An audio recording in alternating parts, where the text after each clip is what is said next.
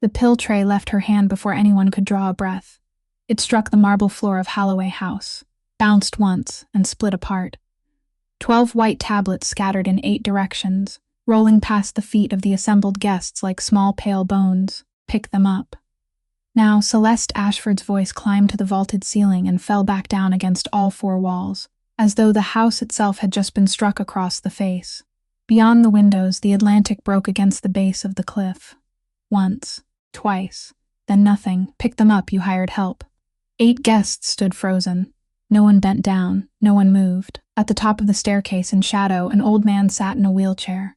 His left hand closed around the armrest until the knuckles went white. His right hand no longer closed around anything. For 8 months he had not spoken a single word.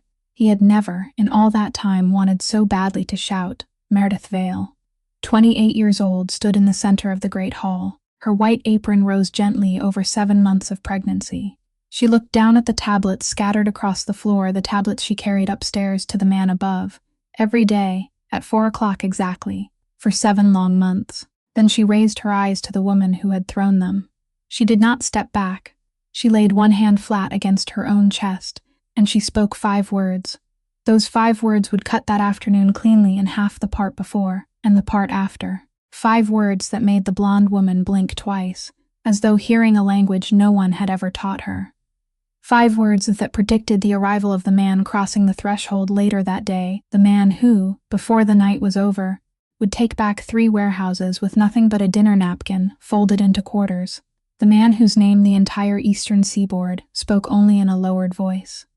August Halloway was 34 years old. He had never once wept in front of another human being, but before the next dawn he would.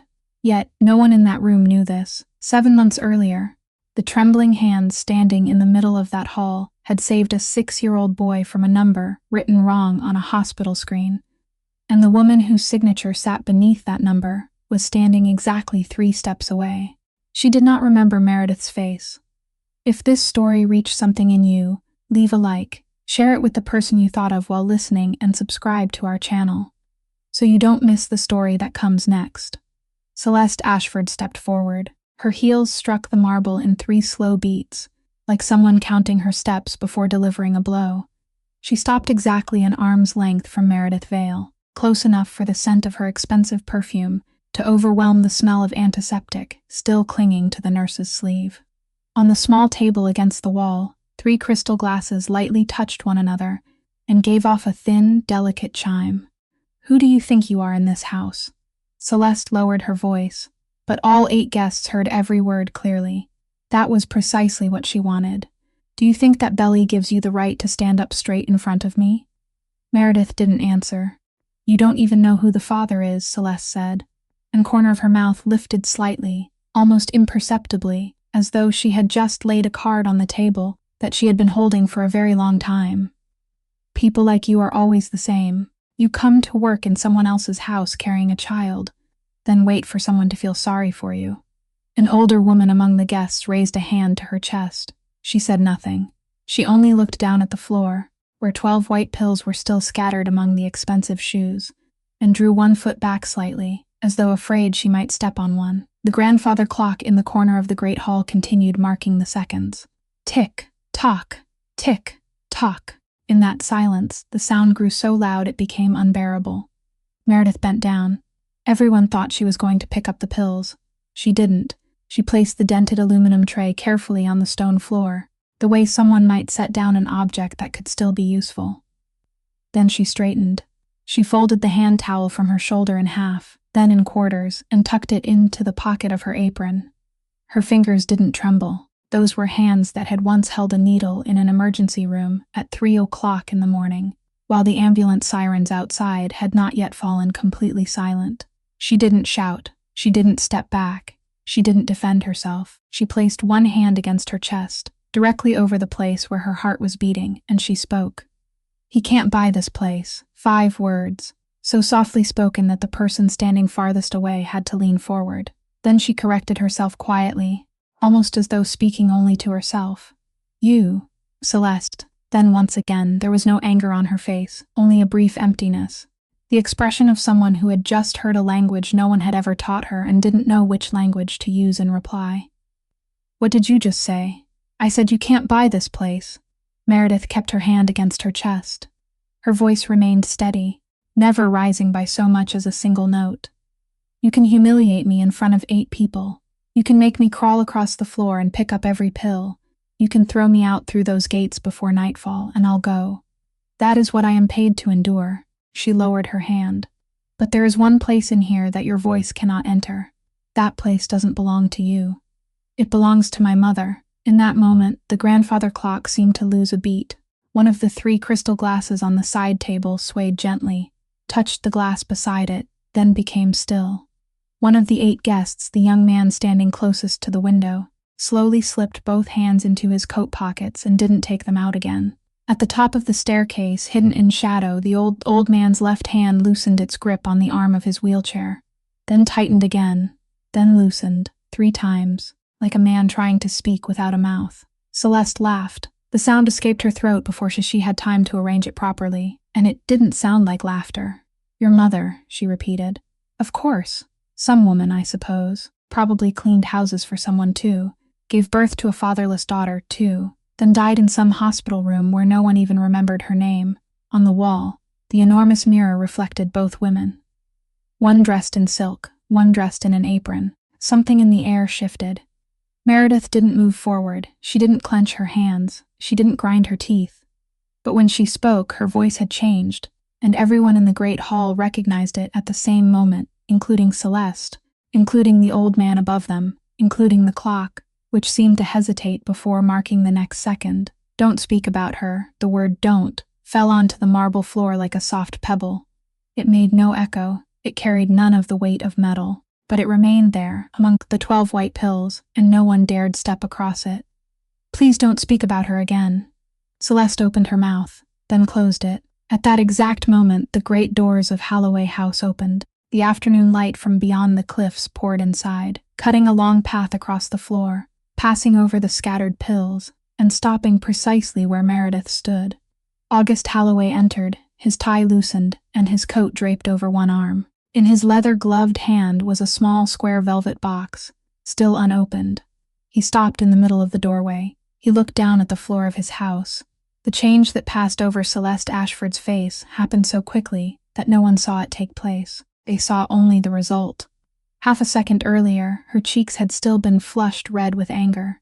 Half a second later, they had changed to an entirely different shade of pink, softer, more tremulous, the color of someone who had just been wounded. Her shoulders, which had been straight as a ruler, suddenly collapsed.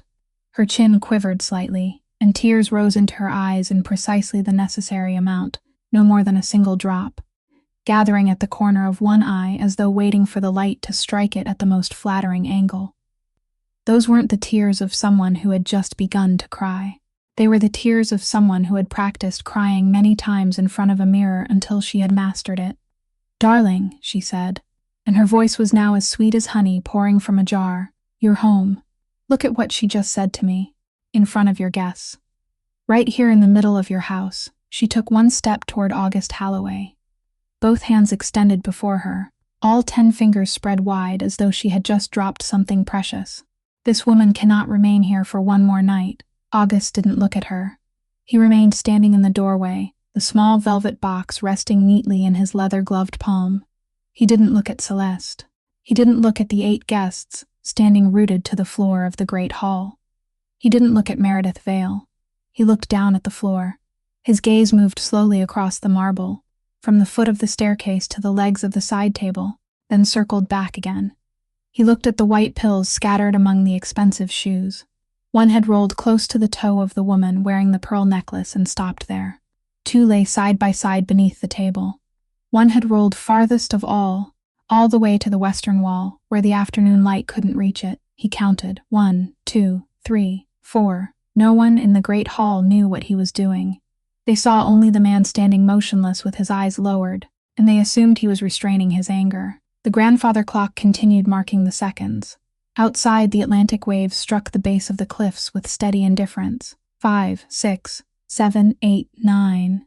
The young man standing near the window pulled one hand from his coat pocket, then slipped it back inside. 10, 11. August's gaze stopped on the final pill, the one lying against the western wall. 12. He knew that number exactly. He knew the 3 ivory white pills were anticoagulants. He knew the 2 smallest ones had to be taken after a meal and mustn't be swallowed on an empty stomach. He knew the oval pill was the one that had to be crushed because the person taking it could no longer swallow. He knew all of this because 321 mornings earlier, he had been the one sitting in the doctor's office, listening as each medication name, each dosage, and each scheduled hour was read aloud, and he had written everything down on the back of a business card. He still carried that business card in his wallet. "Darling," Celeste said again, and something uncertain had begun to enter her voice. "Are you listening to me?" August raised his head. He didn't look at her. He looked toward the top of the staircase, into the darkness, where a figure sat motionless in a wheelchair. The 2 men looked at each other across the space between them for 3 beats of the clock. Neither spoke. Neither needed to. Then August turned back. He placed the small velvet box on the side table, beside the 3 crystal glasses, carefully, as though the box itself bore no blame for any of this, and he spoke very softly, no louder than the waves outside. "This isn't your home yet, Celeste." The words left his mouth before he had time to think. They didn't sound like a rebuke. They sounded like a truth that had been sitting silently inside his chest for many years, waiting for an opening, and had finally found its way out. Celeste stood frozen in the middle of the great hall. The tear she had prepared still rested at the corner of her eye, neither falling nor retreating, no longer knowing where it was supposed to go. The 8 guests began to leave. No one said goodbye. The woman wearing the pearl necklace stepped carefully around the pill near the toe of her shoe, as though avoiding a puddle. The young man by the window was the last to go, and before crossing the threshold, he glanced back at Meredith Vale once, a very quick look, then lowered his head and walked out. The great door closed. The afternoon light was cut off. Only 3 people remained in the great hall, and a 4th sat in darkness at the top of the staircase. The old man's left hand slowly loosened its grip on the arm of the wheelchair. His knuckles, white with strain, gradually returned to the color of his skin. He leaned his head back against the chair and closed his eyes. For 8 months, he hadn't spoken a single word. That afternoon, for the first time, he felt no need to speak. At 7 o'clock that evening, the chandelier in the dining room was dimmed by half, and candles were lit in its place. 12 seats, 12 sets of silverware, arranged at precisely measured intervals, the ends of the handles exactly 1 finger joint from the edge of the table. That was how the table at Halloway House had been set for 36 years, and the man who had taught the maids how to do it was now lying on the 3rd floor, unable to swallow solid food. August Halloway sat at the head of the table. Celeste sat to his right, an emerald necklace around her throat, smiling at everyone as though the events of that afternoon had never happened. At the far end of the table sat Rennick Vaughn, 51 years old, owner of 3 warehouses in the South, a man who had a habit of speaking more loudly than necessary, because he believed volume was proof of confidence. He had already drunk 3 glasses of wine before the main course. He was telling a story, and he knew the entire table was listening. "Honestly," Rennick Vaughn said, turning his wine glass slowly in his hand, "I still can't understand it. This whole building has more than 20 rooms, yet the finest one, the room with windows looking straight out over the bay, is given to a paralyzed old man, a man who doesn't even know where he is." There was a very brief moment, no longer than half a heartbeat before the laughter began. Then the entire table laughed. The woman beside Rennick Vaughn laughed, and raised a hand to cover her mouth. The man across from him laughed and tapped 1 finger against the tablecloth. Celeste laughed, tipping her head slightly back, the white curve of her throat exposed beneath the candlelight. And August Halloway laughed as well. He laughed very softly, the corner of his mouth lifting just enough, while his eyes remained lowered toward his plate. He finished cutting the final piece of meat. He chewed, he swallowed. Then he set down his knife with the blade turned inward, exactly as he had been taught. He lifted the linen napkin, wiped the left corner of his mouth, then the right. Then he placed the napkin on the table and folded it, once in half, then into quarters. He smoothed the creases with 2 gloved fingers. The laughter in the dining room slowly faded, though no one knew why. "Rennick," August said. His voice was ordinary. It didn't rise by so much as a single note. That was precisely what made 7 people in the room suddenly straighten in their chairs. "Yes, Mr. Halloway. Count for me." From 1 to 30, Rennick Vaughn laughed, a short laugh, waiting for what would come next, waiting for an explanation, waiting for a friendly hand on his shoulder. Nothing came. "I'm sorry. I don't understand, Count." The man looked around the table. No one looked back at him. The woman beside him had set down her fork. The candle flickered once, then stood straight again. "1," Rennick Vaughn said. His voice was still intact. 2, 3. No one continued eating. 4, 5, 6. August Halloway sat motionless, both hands resting on the table on either side of the napkin folded into quarters. He didn't look at Rennick Vaughn. He looked at the candle in the center of the table. 7, 8, 9, 10. By the time he reached 12, the rhythm of the counting had begun to slow. Rennick Vaughn realized that 30 was a very large number when a man had to count to it in silence beneath candlelight before 11 people who didn't dare breathe. 13, 14, he swallowed. 15, his voice trembled on the word 15, 16. 17, a very faint sound came from the direction of the staircase. No one in the dining room heard it. 18, 19, 20. At the top of the stairs, Meredith Vale stopped. In her hands was a new tray, a wooden one, and on it were 12 fresh pills, counted again from the beginning, and poured again from the beginning, because the original 12 had lain on the great hall floor all afternoon. She meant to continue walking. She didn't. 21, Rennick Vaughn stopped. His shoulders had begun to shake. 22, he was crying, silently. The tears simply ran down his face and he didn't wipe them away, because wiping them away would mean admitting they were there. 23, 24, 25. The 3 candles in the middle of the table burned steadily. No one moved. 26, 27, 28, 29. He paused for a long time before the final number. 30, August Halloway nodded once. "Thank you," he continued, looking at the candle. 30 seconds. "That is the amount of your life you just used." He slowly pushed his chair back a little. "The man on the 3rd floor whom you just mentioned is named Thaddeus Crow. Every morning, he wakes and wants a drink of water. The glass is placed 2 handspans beyond his reach. He has to twist the half of his body that can still move in order to reach it. That takes him 30 seconds. No one in the dining room hailed. I timed him. For 321 mornings he stood. He fastened the button of his suit jacket. You have just used 30 seconds of your own life to understand 30 seconds of his. Now you may go home." Rennick Vaughn opened his mouth. No sound emerged. "The 3 warehouses in the south will have a new owner tomorrow morning. My people will contact your attorney before 8 o'clock.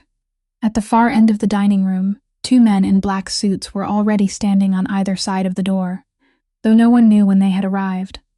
They didn't step forward. They didn't extend their hands.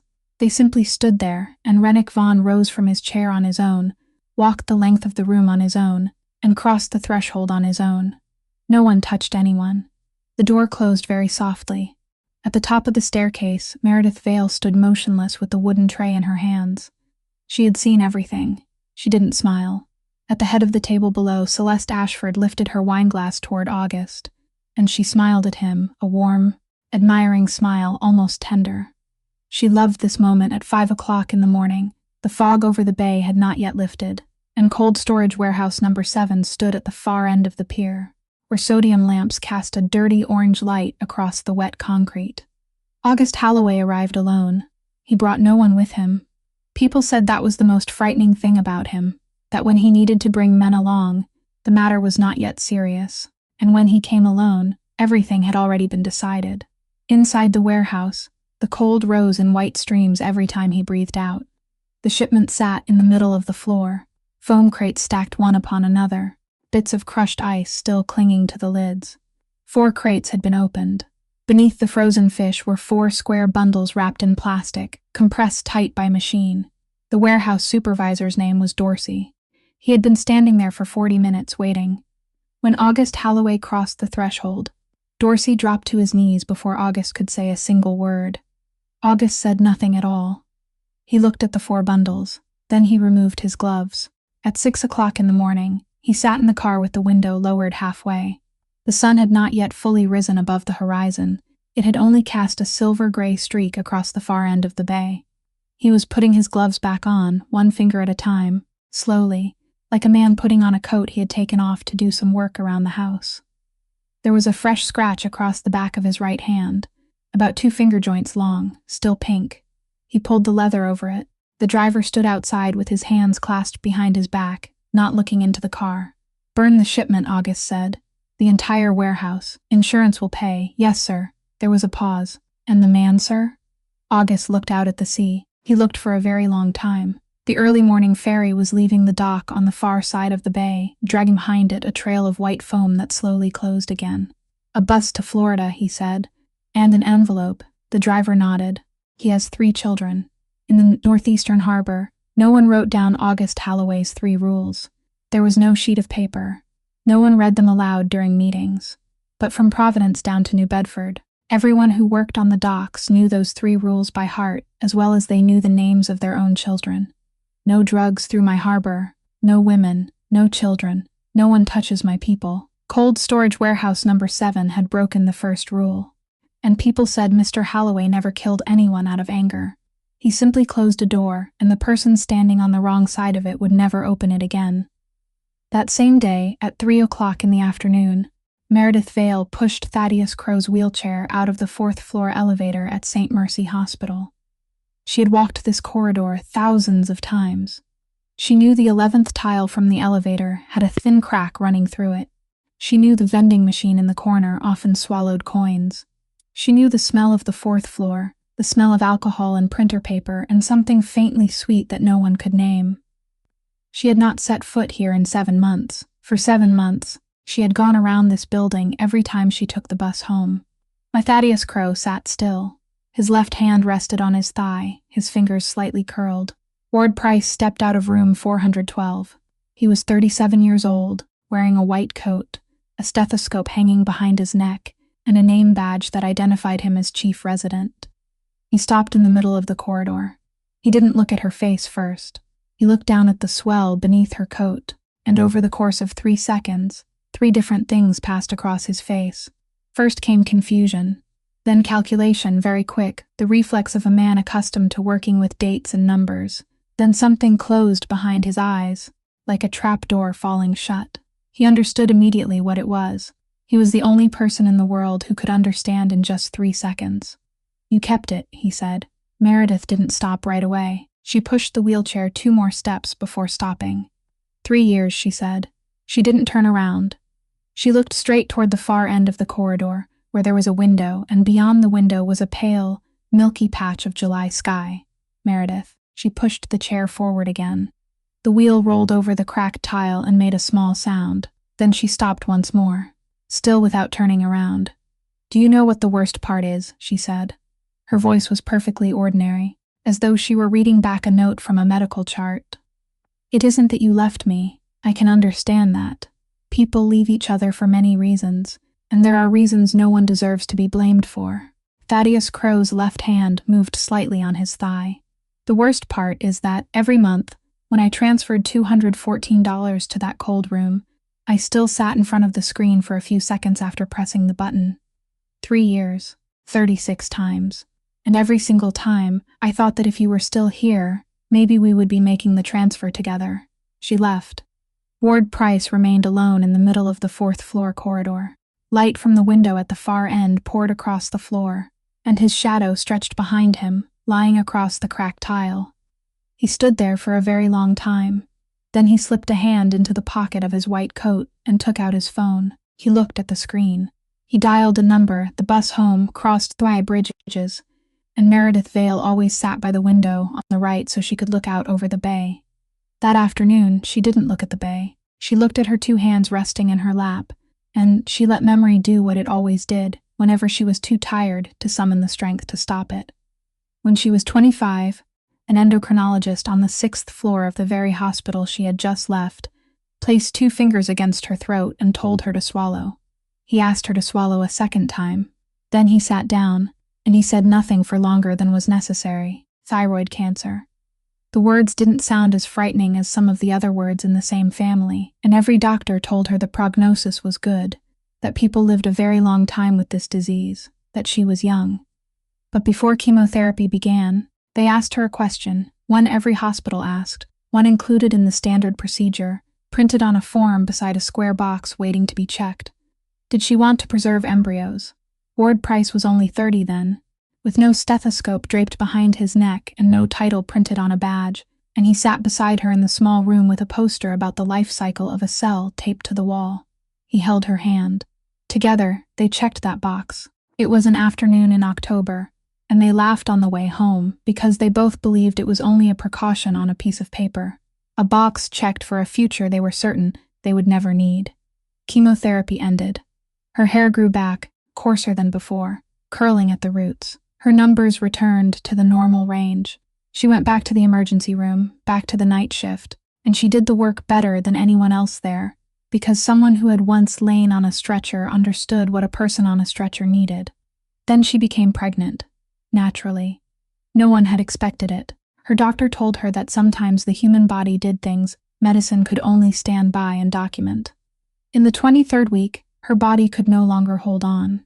They explained it to her using the same words she herself used when explaining things to her patients. The old tumor had left her endocrine system more fragile than normal. Her hormones had fluctuated. There had been no warning, no symptoms she had overlooked, no injection she should have received, no appointment she should have kept. No one did anything wrong, the doctor told her, and he said it in the gentlest voice he possessed because he believed it was a comfort. It was the worst thing Meredith Vale had ever heard in her life, because if no one had done anything wrong, then there was no one to be angry with. And a 25-year-old woman lying in a hospital bed at 3 o'clock in the morning, staring wide-eyed at the ceiling, needed something to be angry with. She needed a name. She needed a face. She needed someone she could hate for the rest of her life and, through that hatred, keep herself alive. They hadn't given her that. They had only handed her discharge papers and a paper bag containing her clothes. She hadn't even had time to give it a name. Ward Price left 6 months later, not because of her hair, not because of the nights she vomited yellow bile into the bathroom sink. He stayed through all of that. He left because every night, when the lights went out, she lay facing the wall without saying a word, and he lay behind her, looking at the back of her neck, until he understood that the woman she had been wasn't coming back. Before he left, he said a sentence he had surely practiced beforehand. "You died with the baby girl," and he was right. That was the worst part of it, 3 years. $214 every month, transferred into the account of a storage facility outside Providence, where a row of steel tanks stood motionless in a cold room she had never entered. 36 payments. Not one was ever late. There were months when she ate instant noodles for 3 weeks straight. There was one winter when she never turned on the heat. But on the 5th day of every month, she sat in front of the screen, pressed the button, then remained there for a few more seconds. Then the letter came. It lay between a pizza advertisement and the electric bill. The storage facility announced that it was closing and merging with a larger system in another state. All unused embryos would be disposed of according to regulations after 90 days unless the client transferred them elsewhere or proceeded with implantation. Transfer elsewhere, $8,000. Implantation, $4,200. At the time, she had $4,600 in her account. Every dollar of it had come from the condolence money given at her mother's funeral. She sat with that letter for 3 weeks. She read it at different hours of the day, as though the numbers might change if the light changed. Then, on a Tuesday morning, she put on the only decent coat she still owned, took a bus to the outskirts of the city, and signed wherever they told her to sign. She told no one. There was no one to tell. At 9 o'clock that evening, Meredith Vale knocked on the study door. She had helped Thaddeus Crow into bed, taken his blood pressure, written the number in the small notebook she kept on the windowsill, turned off the main light, and switched on the egg-shaped night lamp he liked. Then she went downstairs, and one of the servants told her Mr. Halloway wished to see her. The study at Halloway House was in the east wing, beyond 2 sets of doors. The room smelled of old wood, walnut that had stood for 40 years in a room where the windows were rarely opened, mingled with paper, and the faint trace of tobacco smoke from the days when some man had still smoked cigars there. The velvet curtains were partly drawn. A strip of lamplight fell across the center of the rug, as though the house itself had already chosen the place where whatever came next was meant to happen. August Halloway stood beside the arched window, with his back turned. "Please sit. I'm comfortable standing, sir." He didn't insist. He walked to the nearest leather armchair and placed both hands on its back, but he didn't sit down. He was still wearing his gloves. "I reviewed the payroll this morning," he said. How long have you worked here? 7 months, sir. He looked at her, not the way an employer looked at a servant, the way a man looked when he had just heard a number far more precise than the question required. Where were you born, Miss Vale? She hesitated. In a small town. You probably haven't heard of it, tell me. The small clock on the mantel continued counting the seconds. Coldbrook, she said. Coldbrook, New Hampshire. August Halloway straightened. He moved too quickly, faster than a 34-year-old man needed to move, and one of his hands accidentally struck the brass paperweight on the desk. It turned halfway around, then stopped. Say that again, Coldbrook. Up north, near the river, fewer than 2,000 people live there. He walked toward the window, then turned back, then walked toward the window again, and Meredith realized that the man's legs were no longer entirely obeying him. My father was born in Coldbrook, he said. She didn't look surprised. She only gave a small nod, so slight it seemed she had known it already, or as though she had just heard a distant door close somewhere far away. He lived there until he was 9, August continued, speaking more to himself than to her. My grandfather died young. My grandmother brought him to the city. They lived in a room above a bakery for 7 years until he found work loading freight at the docks. That dock was the beginning of all of this house, this name. He sat on the edge of the armchair as though his legs could no longer hold him. Why did you come to this city? My mother was ill. She laced her 10 fingers together in front of her stomach. There wasn't a proper hospital in Coldbrook. I brought her here. We rented a room on the west side. I took any work people would give me. Until she died, I'm sorry. Thank you, sir. How long after that did you come to work here? Not long. The employment agency must have given you several choices. 4 choices, sir. Why did you choose this house? The silence stretched on. Outside, waves struck the base of the cliffs, slow and steady. Meredith looked down at an indistinct point on the rug. Because my mother told me I had to come. Inside the study, the small clock on the mantel suddenly seemed very loud. Could you say that again? Before she died, she held my hand and told me that when she was gone, I was to apply for work at Halloway House. The Halloway House on the cliffs, not any other house. This one, her voice remained even. She told me not to ask anyone anything, not to tell anyone who I was. Just come inside, do my work, and wait. Wait for what? I asked her that, sir. I asked her many times, over many days. What did she say? She said I would know. August Halloway remained still. He asked nothing else for long enough that the fire in the hearth changed color once. Did she ever mention my family? Never. A name? A photograph. My mother took nearly everything with her to the grave, sir. She paused. She left me only 2 things. What 2 things? A sentence and an envelope. He rose from the edge of the chair. What sentence?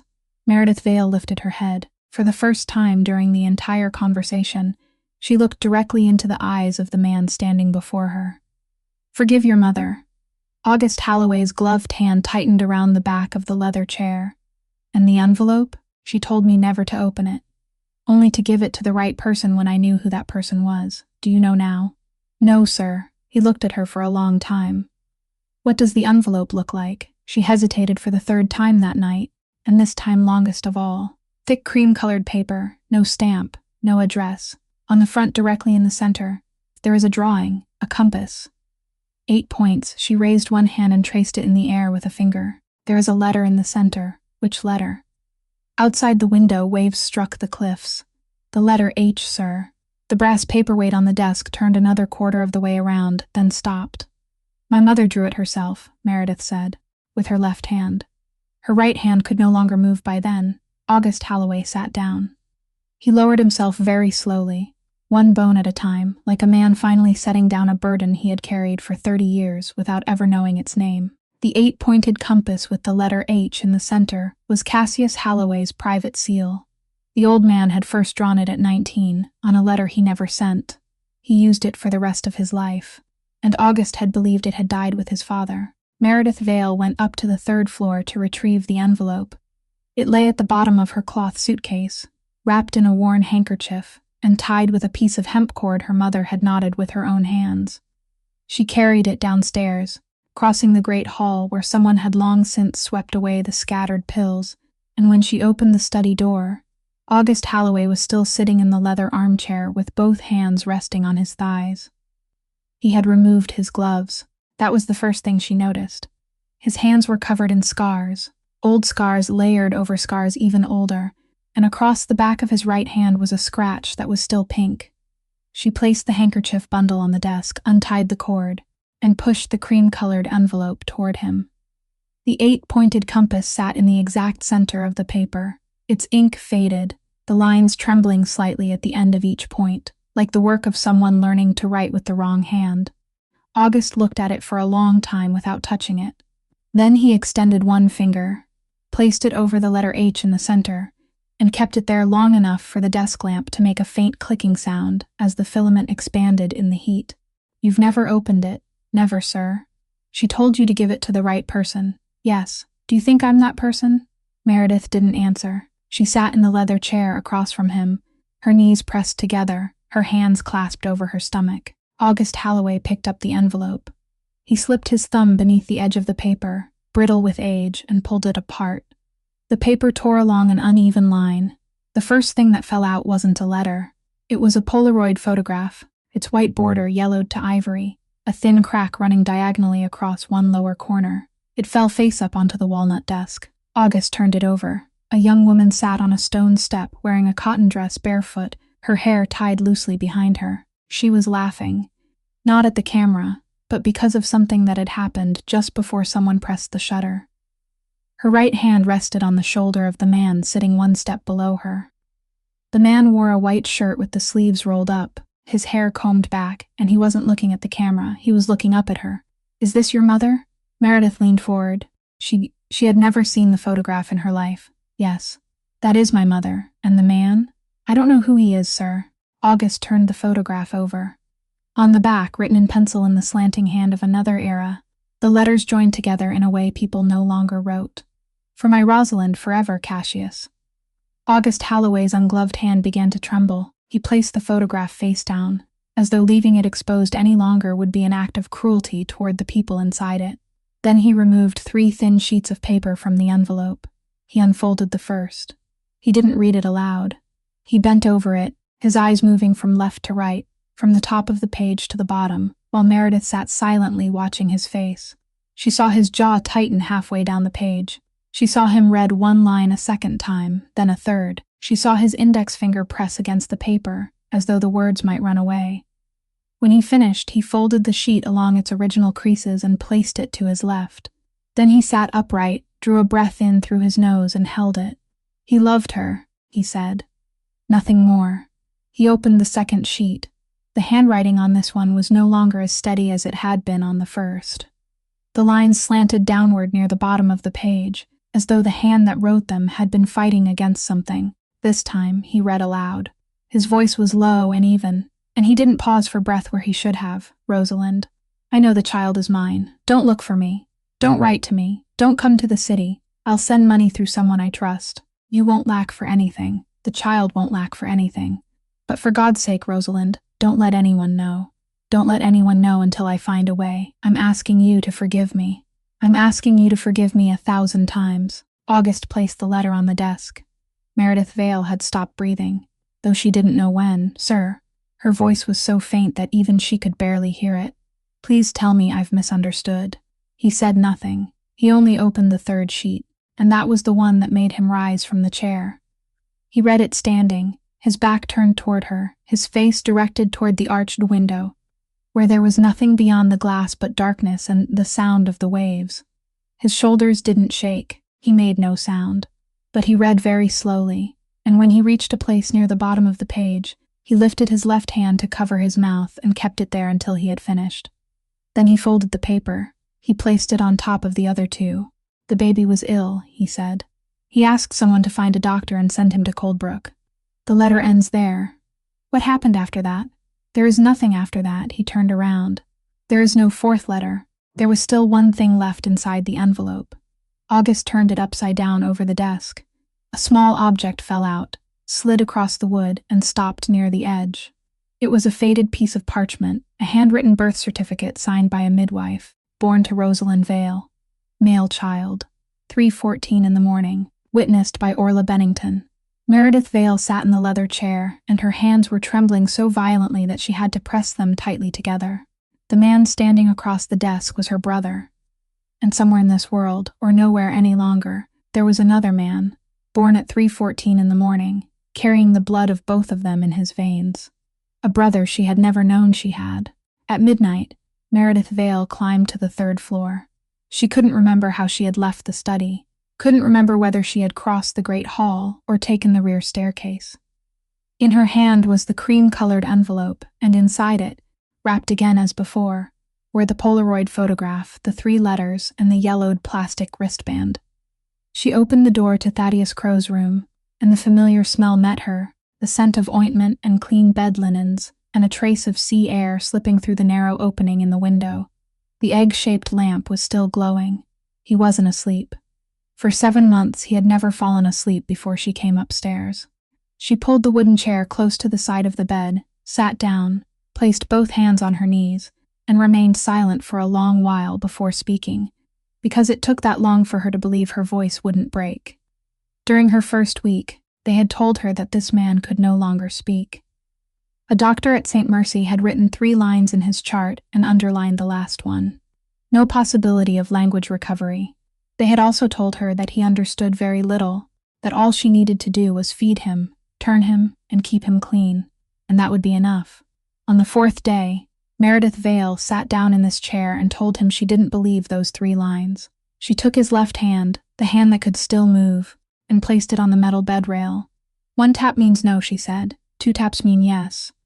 If you understand what I'm saying, tap twice. He lay motionless for 20 seconds. Then that hand lifted and it struck the bed rail twice, slowly, firmly, unmistakable for anything else in the world. That night, Meredith stepped into the hallway and cried. Not because she pitied him. She cried because she remembered that inside a body unable to speak, there could still be a whole human being sitting there, waiting for someone to ask a question. From then on, every night she asked him 1 question. Only 1, never more. Not because she wanted to learn something, not because she was trying to pry. Only so that he would have something to do with the 1 hand still left to him before morning came. Are you cold? 1 tap. Would you like me to open the window? 2 taps. Is this music bothering you? 1 tap. Do you prefer winter to summer? 2 taps. Very quickly. Would you ever like me to read the newspaper aloud to you? 1 tap. Then, after a moment, 2 very soft taps, as though he had changed his mind. Do you miss someone? 2 taps, hard, so hard that the metal bed rail gave off a faint note that lingered in the darkness. Meredith asked nothing else that night.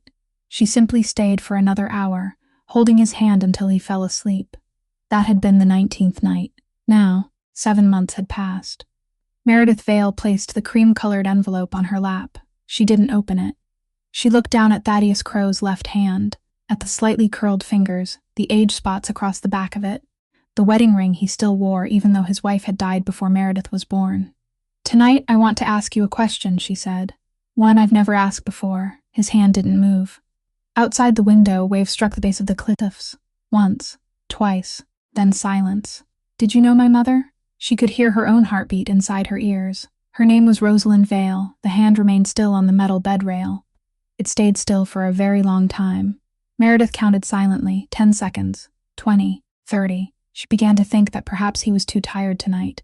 She began to think that perhaps she had asked a question too heavy for one hand to carry. 40 seconds, 50, 1 minute.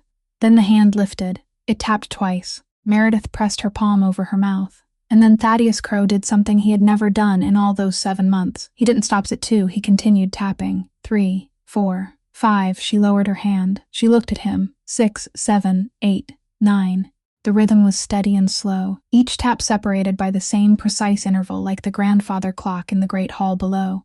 12, 13, 14. She didn't understand. She began counting aloud very softly, because she was afraid that if she didn't say the numbers aloud, she would lose one of them and never find it again. 18, 19, 20. The hand had begun to slow, but it didn't stop. 25, 26. Sir, she said. 29, 30. Please stop. 35, 36. Then the hand came to rest. Meredith Vale sat in the wooden chair with the cream-colored envelope on her lap, and she didn't need anyone to explain that number to her. He had begun working in this house when he was 36 years old. 36 years ago. She lifted her eyes to his face. The left side of Thaddeus Crow's face remained as calm as it was every other night. But on the right side, the side that had been without feeling for 8 months, the side he could no longer control, tears were running down. They slipped from the corner of his eye, traced the curve of his cheek, gathered at the edge of his jaw, then fell onto the collar of his nightshirt. He didn't wipe them away. He didn't blink. He didn't know he was crying. Meredith Vale came down to the ground floor at nearly 1:00 in the morning, and August Halloway was still sitting in the study. The 3 letters spread before him like 3 pieces of a map that led nowhere. She told him about the 36 taps. He didn't ask her to repeat herself. He simply stood, walked to the fireplace, and remained there with his back turned, his bare hands hanging at his sides, and at that exact moment a sound drifted in from the corridor, a sound that didn't belong in this house at this hour. The tapping of a cane against the wooden floor. Tap, tap, tap. Slow and steady. The sound of someone who knew exactly where she was going and had no need to hurry. It stopped just beyond the door. Then a woman's voice spoke, roughened by age, but clear in every word, passing through the thick wood as though the wood weren't there at all. Mr. Halloway. I'm the woman with the cane. I sat at your luncheon table yesterday. Please open the door. I've been waiting for this longer than you imagine. August looked at Meredith. Meredith looked at the door. He walked toward it, placed his hand on the knob, and remained still for 1 beat before turning it. The woman entered slowly. She was short, her back already bent with age, her white hair gathered into a low knot at the nape of her neck. She leaned on a dark wooden cane with a silver cap worn smooth by all the years those fingers had gripped it. The skin of her face was wrinkled like a sheet of paper folded and unfolded too many times, but her eyes weren't old. They were bright and alert, and they swept once across the room, over the 3 letters on the desk, over the Polaroid photograph lying face down, then came to rest on Meredith Vale. She looked at her for a very long time. 2 tears traveled down the wrinkles in her cheeks, and she didn't raise a hand to wipe them away. You look so much like your mother, she said. So much that when you crossed the courtyard yesterday, I had to hold on to the arm of my chair. Meredith rose from the leather chair. Who are you? My name is Orla Bennington. I'm 79 years old. For 42 years, I was the head nurse in the emergency department at St. Mercy Hospital. And before that, when I was in my prime, I worked as a traveling midwife in the north, in towns that had no hospitals. The cane struck the floor twice more as she moved closer. I was in Coldbrook the night your mother gave birth. August Halloway pulled out a chair. Mrs. Orla Bennington sat down, placed both hands on the silver head of her cane, and released a long breath, like someone finally setting down a sack she had carried for a very long time. 7 months ago, I heard that a young woman named Vale had come to work in this house, she said. From that moment, I began looking for a way inside. The woman wearing the pearl necklace yesterday was a friend of your father's when they were young, Mr. Halloway. She owed me a favor from 983. I collected it. Tell us, August said. She told them. She told them that in those days, Coldbrook had only 1 paved road and 1 wooden bridge across the river. She told them that rain fell for 9 straight days that November, and by the 10th night the bridge was gone. The water carried it away at 4 o'clock in the morning, and no one heard a thing because the rain drowned out every sound. She told them that in the wooden house at the end of that road, a 4-month-old baby developed a fever, and the fever didn't break for 3 days. The nearest doctor was 40 miles away, on the other side of a river that no longer had a bridge. They sent a man to walk upstream and find another crossing. He walked for 11 hours. We stayed inside that house, Mrs. Orla said. 4 women, we broke ice from the fish chest on the porch, wrapped it in cloth, and took turns. We had nothing else, no medicine, no machines. We prayed with ice, and with our 2 empty hands, she tightened her grip on the head of the cane. Your mother knelt on that floor for 3 nights. She didn't lie down once. By the 3rd night, she could no longer speak. Her lips only moved. Meredith Vale sat down. She had to sit down. Then, Mrs. Orla said, and her voice changed. A truck stopped at the end of the road just before dawn. A husband and wife who sold cloth were traveling down from Montreal. The collapsed bridge had stranded them, so they had spent the night at the town inn. The wife heard the praying. She came to the house. She stood in the doorway and asked 1 question. What did she ask? August said. She asked, May I come in? I'm a nurse. In the study, the fire in the hearth collapsed to one side and sent up several small sparks. She had worked for 11 years in a city hospital. In her handbag was a new kind of medicine, something that had only just begun reaching places like Coldbrook that year. She said, Let me try. If God allows it, the baby will live. Meredith didn't breathe. And the baby lived, Orla Bennington said. She smiled. It was a tired smile, but there was something within it like the sun rising between the wrinkles of her face. The fever broke the next morning. The little boy opened his eyes. He was able to nurse. He lived. Meredith Vale raised both hands to cover her face. But, Mrs. Orla said, and the cane struck the floor once, the story didn't end there. She looked directly at August Halloway. That woman stayed another 10 days. She helped your mother care for the baby. And during those 10 days, she told us that she and her husband couldn't have children. They had been trying for 15 years. Your mother was exhausted. Her heart had been weak since she was a girl. I knew because I had listened to it with my own stethoscope. She had no money. She had no husband. And there was a man in the city who had written to her and told her not to let anyone know. Mrs. Orla paused for a very long time. She gave the little boy to them. My mother gave her child away, Meredith said, and her voice broke on the final word. No child. Mrs. Orla shook her head. She didn't give him away. She saved him. She gave him the only life he could have, in a place where no one would find him. She exhaled.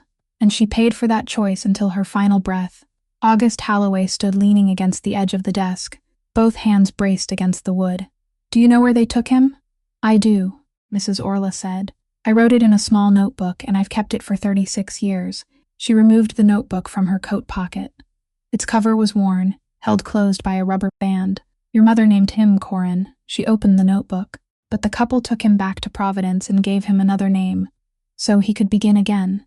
She looked up. Elias Marchetti. August Halloway straightened away from the desk. All the blood drained from his face. August Halloway walked to the second drawer of the walnut desk and opened it with his bare hand. Inside was a leather-bound notebook, the one he had carried to every meeting during his 11 years running Halloway Maritime. He opened it near the middle. A business card was fastened to one page with a tarnished paperclip. The paper was thick and ivory-colored, the embossed letters rising beneath his fingertips. Elias Marchetti, Legal Counsel, Halloway Maritime Group. Beneath that was a telephone number and an address in the center of the city, on the 30th floor. He carried the business card across the desk and handed it to Mrs. Orla Bennington. She pushed her glasses higher on the bridge of her nose, held the card closer to the lamp, and studied it for a long time without blinking. Then she placed it on the desk beside the Polaroid photograph that still lay face down, and she spoke in the voice of someone who had reached the end of a 40-year journey, only to discover that it formed a circle. You've never met this man? Never, August said. He has been your attorney for 11 years. I don't meet with my attorneys. I don't meet with anyone unless it is necessary. Every contract, every document, every signature passes through one man. He paused. Only one man. Meredith Vale raised her head. Who? August Halloway didn't answer her. He looked toward the ceiling, toward the 3rd floor, where an egg-shaped lamp was still glowing in a room whose windows looked out over the bay. He came to work here when he was 36, he said. My father hired him, and my father gave him one order that I never understood until tonight. My son must never meet that attorney. Never, unless the law requires it. Mrs. Orla Bennington placed both hands on the silver head of her cane. Your father made him stand between two sons for 36 years, she said, so they would never come face to face. On the 3rd floor, Thaddeus Crow heard footsteps running up the wooden staircase. He couldn't move. He couldn't turn his head, but he could hear, and he knew at once whose footsteps they were, and he understood that the day he had prayed for every night for 32 years had finally come. It had come when he could no longer speak. His left hand lifted from the blanket. It trembled. It searched for the metal bed rail, but the bedroom door didn't open. The footsteps passed by, and he lay there in the darkness with one hand raised in the air, a man who possessed every answer and had no way to release them. At 3 o'clock in the morning, August Halloway was alone in the study. Mrs. Orla had been taken to the east sitting room to rest. Meredith had gone upstairs to Thaddeus. The 3 letters lay folded on the desk. He walked to the filing cabinet in the corner, opened the bottom drawer, and removed a stack of papers held inside a blue folder. A typed label had been affixed to the cover. Home Medical Care Personnel, Approved Candidates. He had read this file 7 months earlier, on an afternoon in November, before signing the employment contract. He opened it. The first page held an identification photograph. A 28-year-old woman with her hair tied low, not smiling. The second page was a background statement. He began reading again from the beginning, line by line, and he counted. The first line, full name. The second line, date of birth. The third line, social security number. The ninth line, professional qualification, Bachelor of Science in Nursing. The 10th line, most recent place of employment, St. Mercy Hospital, Emergency Department. The 11th line, reason employment ended. The 12th line, status of professional license permanently revoked. The 13th line, marital status. The 14th line, place of birth, Coldbrook, New Hampshire. August Halloway sat motionless. He had read that line before. 7 months earlier, beneath this lamp, in this chair, his eyes had passed over those words, and he had turned the page. And someone might have believed that he hadn't seen her during those 7 months. Someone might have believed that the woman was nothing more than a shadow folding towels on the 3rd floor, that he had passed her hundreds of times without ever knowing her face. But the truth was that he had known very well. He knew her nursing license had been permanently revoked. He knew she had signed an admission of wrongdoing without filing an appeal. He knew there wasn't a hospital left in the state that would hire her. He knew she was living in a rented room with no heat. He had read all of it, and he had signed the contract. And when the personnel manager asked why he had chosen a nurse who had lost her license to care for the person he valued most in this house, he had answered with a single sentence: "I need someone who knows how to keep her mouth shut, and no one in this world keeps silent better than someone who has lost everything by opening it." He hadn't hired her because he pitied her. He had hired her because she had been crucified, and a crucified person wouldn't tell anyone what she saw inside this house. August Halloway closed the file. He placed both bare hands on the walnut desk and looked at them. Then he stood, left the study, walked along the corridor, opened the door leading to the basement, and descended into the darkness. There was no one below, only unfinished concrete walls and several empty wine racks. He didn't shout. He had never shouted in his life. He simply raised his fist and struck the wall, then again, until the skin across his knuckles split open and blood left dark streaks on the gray concrete. He stood there for a long time, with his forehead resting against the wall, breathing. The following morning, when he stepped out of his room, both hands were covered in black leather gloves. The people of the northeastern harbor still believed August Halloway wore gloves to conceal old scars, things he didn't want to remember. That morning, those gloves weren't hiding any scar. They were hiding the cowardice of the night before. Nettie Pryor was 22 years old and had worked as an assistant cook at Halloway House for 5 months. At 3:00 in the morning, she went down to the kitchen for water because she couldn't sleep, and as she passed the western staircase, she saw a woman standing on the landing, speaking very softly on the telephone. Nettie stopped. She heard Celeste Ashford say that the day after tomorrow was the final day, that the nurse girl had been in the study for nearly 4 hours, and that everything had to be moved forward. Then Celeste said something that made Nettie Pryor grip the banister. She wasn't speaking to Boyd. She said, "Yes, Uncle, I understand." The next morning, Nettie knocked on the study door and repeated every word she had heard, both hands still dusted with flour. August Halloway listened to the entire account. He didn't ask a single question. After the young woman left, he remained seated for a very long time, and Mrs. Orla Bennington, who was sitting in the corner with her cane propped beside her knee, was the first to speak. "You already know who he is, don't you?" "In this entire northeastern harbor," August said, "there is only one man who allows other people to call him uncle." He rose and walked toward the arched window. "He has never had an office. He has never put his name on a company. He has never been photographed. In 30 years, no one has seen him step aboard a ship. But you know his name. My father spoke that name only once in his life." August turned around. "The night before he died. He gripped my wrist and told me, 'Never sit at the same table as Gideon Rook.'" Mrs. Orla closed her eyes. "He is still alive," she said. "I have feared that for 36 years. Meredith Vale stood with her back against the bookcase, both hands resting on her stomach. "Who is he, Mom?" Orla Bennington opened her eyes. She looked at Meredith, then at August, then down at her aged hands, tightening around the silver head of the cane. "Gideon Rook is 62 years old. He began working on the docks when he was 13. He couldn't read until he was 20, but he understood people, and he understood that in a harbor, the man who knew who owed what to whom held the entire harbor in the palm of his hand." She breathed out. "And the man he trained, the man he pulled up from the hold of a ship, The man he sat beside every night and taught to write a signature that looked like the hand of an educated gentleman was named Cassius Halloway. August Halloway stood frozen beside the window. "Your father learned everything from him," Mrs. Orla said. "How to say little. How to wait. How to make other men kneel without touching them. Your father was the finest student Gideon Rook ever had. So fine that when your father was 32, he drove his own teacher out of the harbor, and he did it so cleanly that Gideon Rook didn't even understand what he was losing until it was gone." 30 years ago, August said. 30 years ago, she nodded. "The same year your mother left Coldbrook, child." Meredith pulled away from the bookcase. "What did you say?" Mrs. Orla Bennington sat straighter. Her eyes, the eyes that refused to grow old, looked directly at the young woman standing before her.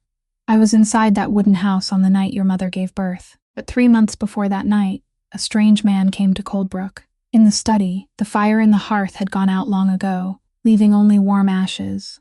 He didn't threaten her. He didn't raise his voice. He walked into the shop where she sold cloth, bought 2 yards of cotton, paid for it, and while she wrapped his purchase, he told her that he knew whose child she was carrying." Meredith raised one hand and gripped the edge of the bookcase. "That was all," Mrs. Orla said. "He said nothing more. He took the wrapped cloth and left. That night, your mother came to my house. She sat on the front step and didn't cry. She asked me only one question. She asked, how can a child grow up without anyone knowing who his father is?" August Halloway had to reach out and grip the window frame. "And your father," Mrs. Orla turned toward him, her voice softening, "received a message like that during the same month. No one knows what Gideon Rook said to him, but from that moment, your father stopped writing letters. From that moment, he married another man's daughter. From that moment, he sent money north every month through an intermediary.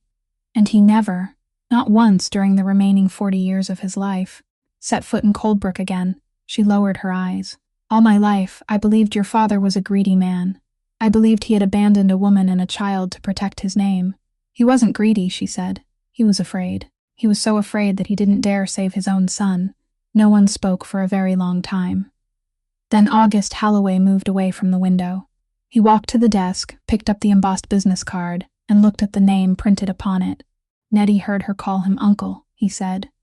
"That means he has already been sitting inside this house. He may have been sitting here for 9 years. What are you going to do?" August placed the business card on the desk. "What I cannot do," he said, "is touch him." He looked at Meredith, then at Mrs. Orla. "There are nearly 300 men in this harbor. Half of them borrowed money from him when they were desperate.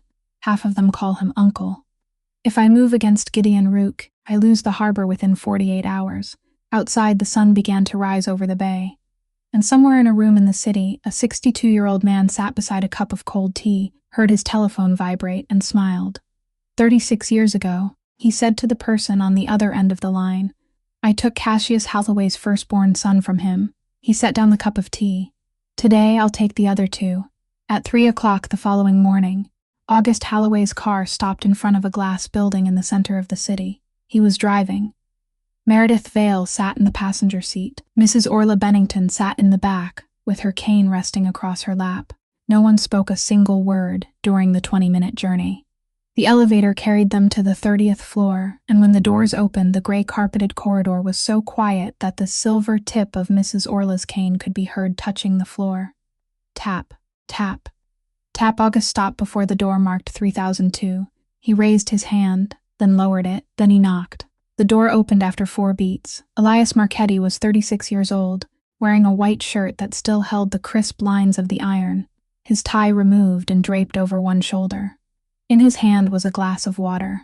He looked at the man standing outside his home and couldn't speak, because in 11 years as legal counsel for Halloway Maritime Group, he had never seen this face in person. He had seen it only on the pages of financial newspapers, and among all the possibilities he had ever imagined, not one of them began at 3 o'clock in the morning. The blood drained from his face. "Mr. Halloway, let us in. Has something happened?" "Yes." August stepped aside. "There is someone who wants to meet you. She has been waiting for 36 years. Mrs. Orla Bennington came forward, leaning on her cane, and lifted her eyes toward the tall man standing in the doorway. She looked at him for a very long time. She studied his forehead, the bridge of his nose, the line of his hair at his left temple. Then she spoke, and her voice grew rough. You look so much like your father." The glass in Elias Marchetti's hand tilted. Water spilled onto the carpet. He didn't notice. They sat in the living room. No one turned on the main lights. The glow of the city 30 floors below rose through the windows, giving them just enough light to see one another's faces. Mrs. Orla told the story. She told it from the beginning, leaving nothing out and adding nothing. She told them about Coldbrook, about the wooden bridge, about the 3 nights and the pieces of cloth wrapped around ice. She told them about the woman who sold fabric standing in the doorway and the questions she had asked. She told them about the 10 days that followed. She told them about a 24-year-old mother, with a weak heart, no money, and no husband, kneeling on a wooden floor and placing her son into the arms of 2 strangers in order to save him. She told them about an old name no one remembered anymore, Corin. Elias Marchetti sat motionless from beginning to end. He didn't interrupt once. His hands rested on his knees, and when Mrs. Orla finished, they remained exactly where they were. He stood. He walked out onto the balcony. The glass door slid open. The night wind from the bay rushed into the room. Then the door closed again. Inside, the 3 of them watched his back as he stood beside the railing. He didn't move. He didn't raise a hand to his face. He simply stood there looking down at the city, where rows of streetlights stretched toward the harbor. He remained there for 5 minutes. Meredith Vale looked at the clock on the wall 3 times. Mrs. Orla Bennington never took her eyes from the glass. Then the sliding door opened. Elias Marchetti stepped inside. His eyes were red but dry. The first thing he said wasn't about Cassius Halloway. It wasn't about Rosaline Vale. It wasn't about 36 years. He looked directly at August. "If I walk into that boardroom tomorrow as your brother," he said, "what surname will my daughter grow up carrying?" No one could answer that question. "She is 4 years old. Her name is Wren. She carries the name of the man who raised me. A man who never slept peacefully for a single night of his life, because he was afraid I wouldn't have enough to eat." His voice was perfectly calm, and it was that calmness that made the room feel heavier. "He died when I was 29. The woman who carried me out of Coldbrook is still alive in Providence, and she calls me every Sunday." He sat on the edge of the chair. "All my life, I have known that a piece of me was missing. I didn't know what to call it. I love my parents. I never went looking." He lowered his head. "Now you bring it to my door at 3 o'clock in the morning, and you expect me to open it." August Halloway stood. He said nothing. He simply remained there with his gloved hands hanging at his sides. Elias Marchetti looked up. He looked at August. Then he looked at Meredith Vale, the woman sitting with both hands resting over her 7-month pregnant belly. He rose. "Brother," he said. "Sister." The 3 of them stood in the middle of the room, and for the first 3 seconds no one stepped closer. Then August took 1 step forward. Then Meredith did the same. And they stood there holding one another, 3 grown people, none of them crying aloud, beneath the glow of the city rising from 30 floors below. Mrs. Orla Bennington sat in her chair, with both hands folded over the silver head of her cane, and she smiled the most peaceful smile of her entire life. Half an hour later, Elias Marchetti switched on the lamp over his desk. Beneath the paperweight lay a file he had received the previous afternoon, the last will and testament of Cassius Halloway. He was supposed to authenticate it before the board of directors at noon the following day. He opened the filing cabinet and removed 3 original documents that Cassius himself had signed during his lifetime. He placed them side by side beneath the lamp, the 8-pointed compass, the letter H in the center. He bent over them for a long time, holding a magnifying glass in one hand. "Brother," he said without looking up. "Which hand did our father favor?" "His left," August answered. "He wrote with his left hand." Elias Marchetti nodded slowly. On these 3 original documents, every compass was drawn beginning from the left side. The needle pointing north leans slightly to the left. That is the habit of a left-handed person. A left-handed writer pulls the line toward himself. He pushed the new will into the center of the desk. "But on this one," he said, "the north needle leans to the right." He straightened. "And the clause transferring the shares was drafted using a legal formatting template that my firm only began using in the spring of last year." He looked at August Halloway. "This document isn't old, brother. It is 3 weeks old. At 4:20 in the morning, they left the glass building." Elias Marchetti remained behind with the forged will and the 3 original documents, because by noon he would need enough evidence to say aloud, before 11 men, what he had just discovered. Mrs. Orla Bennington dozed in the back seat. her cane resting against her shoulder. Meredith Vale sat beside August with both hands over her stomach, her eyes open and fixed beyond the window. Rain had begun at some point without any of them noticing. The first rain of summer, not heavy, only enough to make the road shine beneath the streetlights. August Halloway took the Harbor Road because it was 14 minutes shorter. It was the only decision he made that night which he would never regret, because had he taken the longer route, they would simply have been stopped somewhere else, somewhere darker, with no one there to witness it. Pier number 3 stood between two rows of warehouses. Only one sodium lamp was still burning, hanging crookedly from a leaning pole, and casting a pool of orange light across the concrete. Inside that pool of light stood 6 shadows. They were spread across the road in a line, making no effort to conceal themselves, waiting. August Halloway lifted his foot from the accelerator. The car rolled forward, slowing, then stopped about 15 paces away. Mrs. Orla woke. Mr. Halloway. Stay seated. He turned off the engine but left the headlights on. Then he turned toward Meredith. Lock the doors. All 4 of them. Don't open them. No matter what happens, Mr. Halloway. Don't open them. He opened the car door and stepped into the rain. He walked around the front of the car, and there, beneath the headlights, he did something both Meredith and Mrs. Orla could see clearly through the windshield. He raised one hand and removed the glove from his left hand. He pulled it free one finger at a time. Then he removed the right glove. He smoothed them both, folded them, and placed them carefully on the hood, neatly side by side. He did it with the gestures of a man preparing to roll up his sleeves and repair the kitchen faucet in his own home. Then he walked toward the 6 shadows. 40 seconds. Meredith Vale sat inside the car, and she couldn't see anything clearly because rain streamed down the glass, and because the headlights reached only so far. She could only listen. She heard steel strike concrete, short and dry. She heard someone exhale sharply, very close. She heard someone lose his footing on the rain-slick surface and fall, and the splash of water rising around him. She heard something made of metal rolling away, rolling farther and farther, then dropping over the edge of the pier and disappearing. And through all those sounds, she heard August Halloway's shoes on the wet concrete, steady, never quickening by even a single beat. From beginning to end, he didn't run, he walked. Then silence. One man remained standing. He was almost as tall as August, with lighter hair, his right hand hidden behind his back. His coat was expensive, and now it was soaked through. Boyd, August said. Boyd Halloway didn't answer. You are my uncle's son. August's voice was ordinary, as though the 2 men were standing in the corridor outside a wedding. I was 10 when you were born. They let me into the hospital room, and they placed you in my arms. I remember you were so light that I thought I was holding a towel. Something flickered across Boyd Halloway's face, then vanished. He brought his right hand out from behind his back. August saw it. He saw it very clearly beneath the sodium light, from no more than an arm's length away. He didn't step back, he stood still, and Boyd Halloway lunged. One thrust, the left side of his ribs. Meredith Vale sprang from her seat, her hand striking the glass. August Halloway didn't fall. He didn't even stagger. He remained standing for another heartbeat, his eyes still fixed on the eyes of the man before him. Then his left hand rose, slowly, almost gently, and closed around Boyd's wrist. He turned it, not hard, only through a very small angle, the way someone turns a doorknob. The knife fell onto the concrete. August bent down and picked it up. He held it in his bare hand. He held it for 3 seconds. Across his white shirt, over his left ribs, a dark stain was slowly spreading. Boyd Halloway stood rooted to the spot. He knew very well what was permitted to happen next. Everyone in the northeastern harbor knew the 3rd rule. No one touches my people.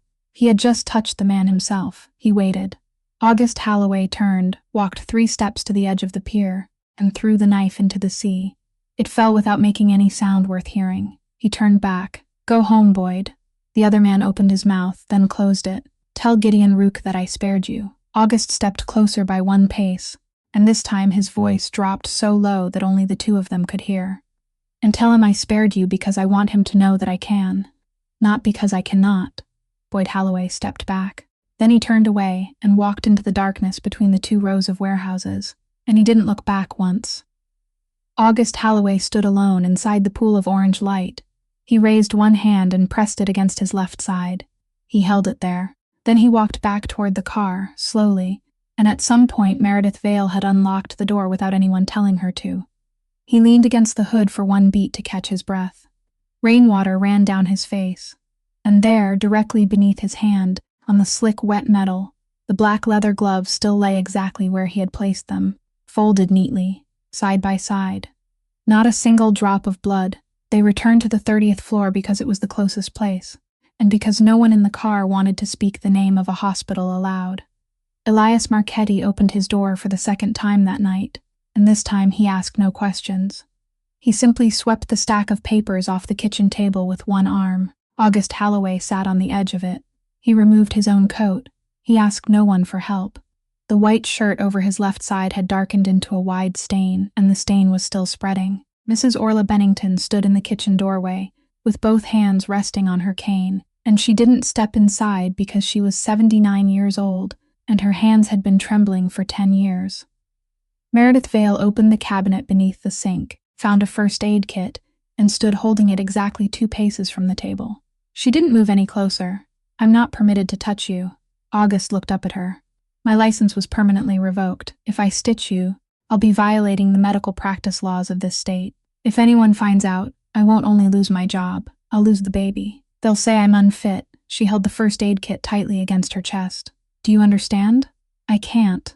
August Halloway didn't beg. He took the telephone from his trouser pocket, pressed the screen twice, and raised it to his ear. "Ferris, 30th floor, number 3002. 30 minutes. He placed the telephone on the table. "Do you think I don't have doctors?" he said. "I have 4, 1 in Boston, 1 here, 2 in New York. I pay them more than the hospitals do. Then why are you sitting there looking at me?" "Because I want to know what you'll do." No one in the kitchen breathed. "I've employed you for 7 months, he said. "For 7 months I haven't known who you are. You care for him as though he were your own father. But you've never once looked me directly in the eyes. Not once." The dark stain had reached his waist. His face was as white as paper. "I'm about to lose consciousness," he said. "Ferris will come, I'll live. The only question in this room is whether you'll remain standing there or step forward." Then he fell. Elias caught him by the shoulders. Meredith Vale remained where she was for 1 more beat. Then she stepped forward. She placed the first aid kit on the table. She washed her hands beneath water so hot that her skin turned red. She told Elias to hold the light. She told Mrs. Orla to boil water. Her voice had changed into the voice of someone who had once stood in an emergency room at 3 o'clock in the morning. And no one in that apartment dared argue with her by so much as half a word. And with the first stitch, she threw away everything she still had left in the world. By the time she finished, dawn had begun to brighten the sky. August Halloway lay on the sofa, breathing evenly. He would live. Dr. Ferris arrived 20 minutes late, examined the stitches, and said nothing. He only looked at Meredith for a very long time, then quietly gave August an antibiotic injection. Meredith rose from the small stool. She stood too quickly. For a moment the kitchen tilted, and she had to grip the edge of the table. Then she looked down. On the inside of her thigh, beneath the fabric, there was a streak. Not much, only a streak. Meredith Vale stood motionless for 3 seconds. Then she sat down on the kitchen floor with her back against the cabinet door and placed both hands over her stomach. She didn't call anyone. Mrs. Orla was in the other room. Elias was speaking with the law firm. Dr. Ferris had just entered the elevator. There were 4 conscious people within 15 yards, and Meredith Vale sat alone on the white-tiled kitchen floor, both hands cradling 7 months, making no sound at all. August found her 10 minutes later. He shouldn't have stood. He stood. He walked to the kitchen doorway with one hand pressed against his side, saw her sitting there, and lowered himself to his knees. "We're going to the hospital." She shook her head. "I'll pay." "We're leaving now. You don't understand." Then her voice broke. For the first time in this entire story, that woman's voice broke. "If I walk through the emergency room doors, they'll create a record. If there is a record, the system will discover who I am. A woman whose nursing license was revoked. No official employment. No husband. Living in the house of a man half this state is afraid of." She lifted her face toward him.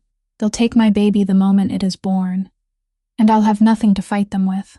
August Halloway knelt on the kitchen floor, blood still seeping through the bandage over his side, and for 5 seconds he said nothing. Then he stood. He went into the corridor. He made one telephone call. 40 minutes later, a 70-year-old man entered the apartment on the 30th floor. He wore a sweater and carried no medical bag, only a gray plastic case with a handle. He asked no one's name. He didn't ask why there was blood on the floor.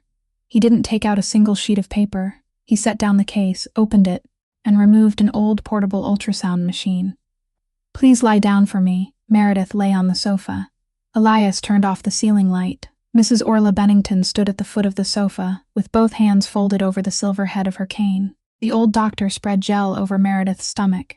He placed the probe against her skin. The small screen lit up with a grainy gray image. He moved the probe very slowly. No one in the room breathed. Then he turned the volume knob, and the entire apartment on the 30th floor heard it. Fast, very fast, steady.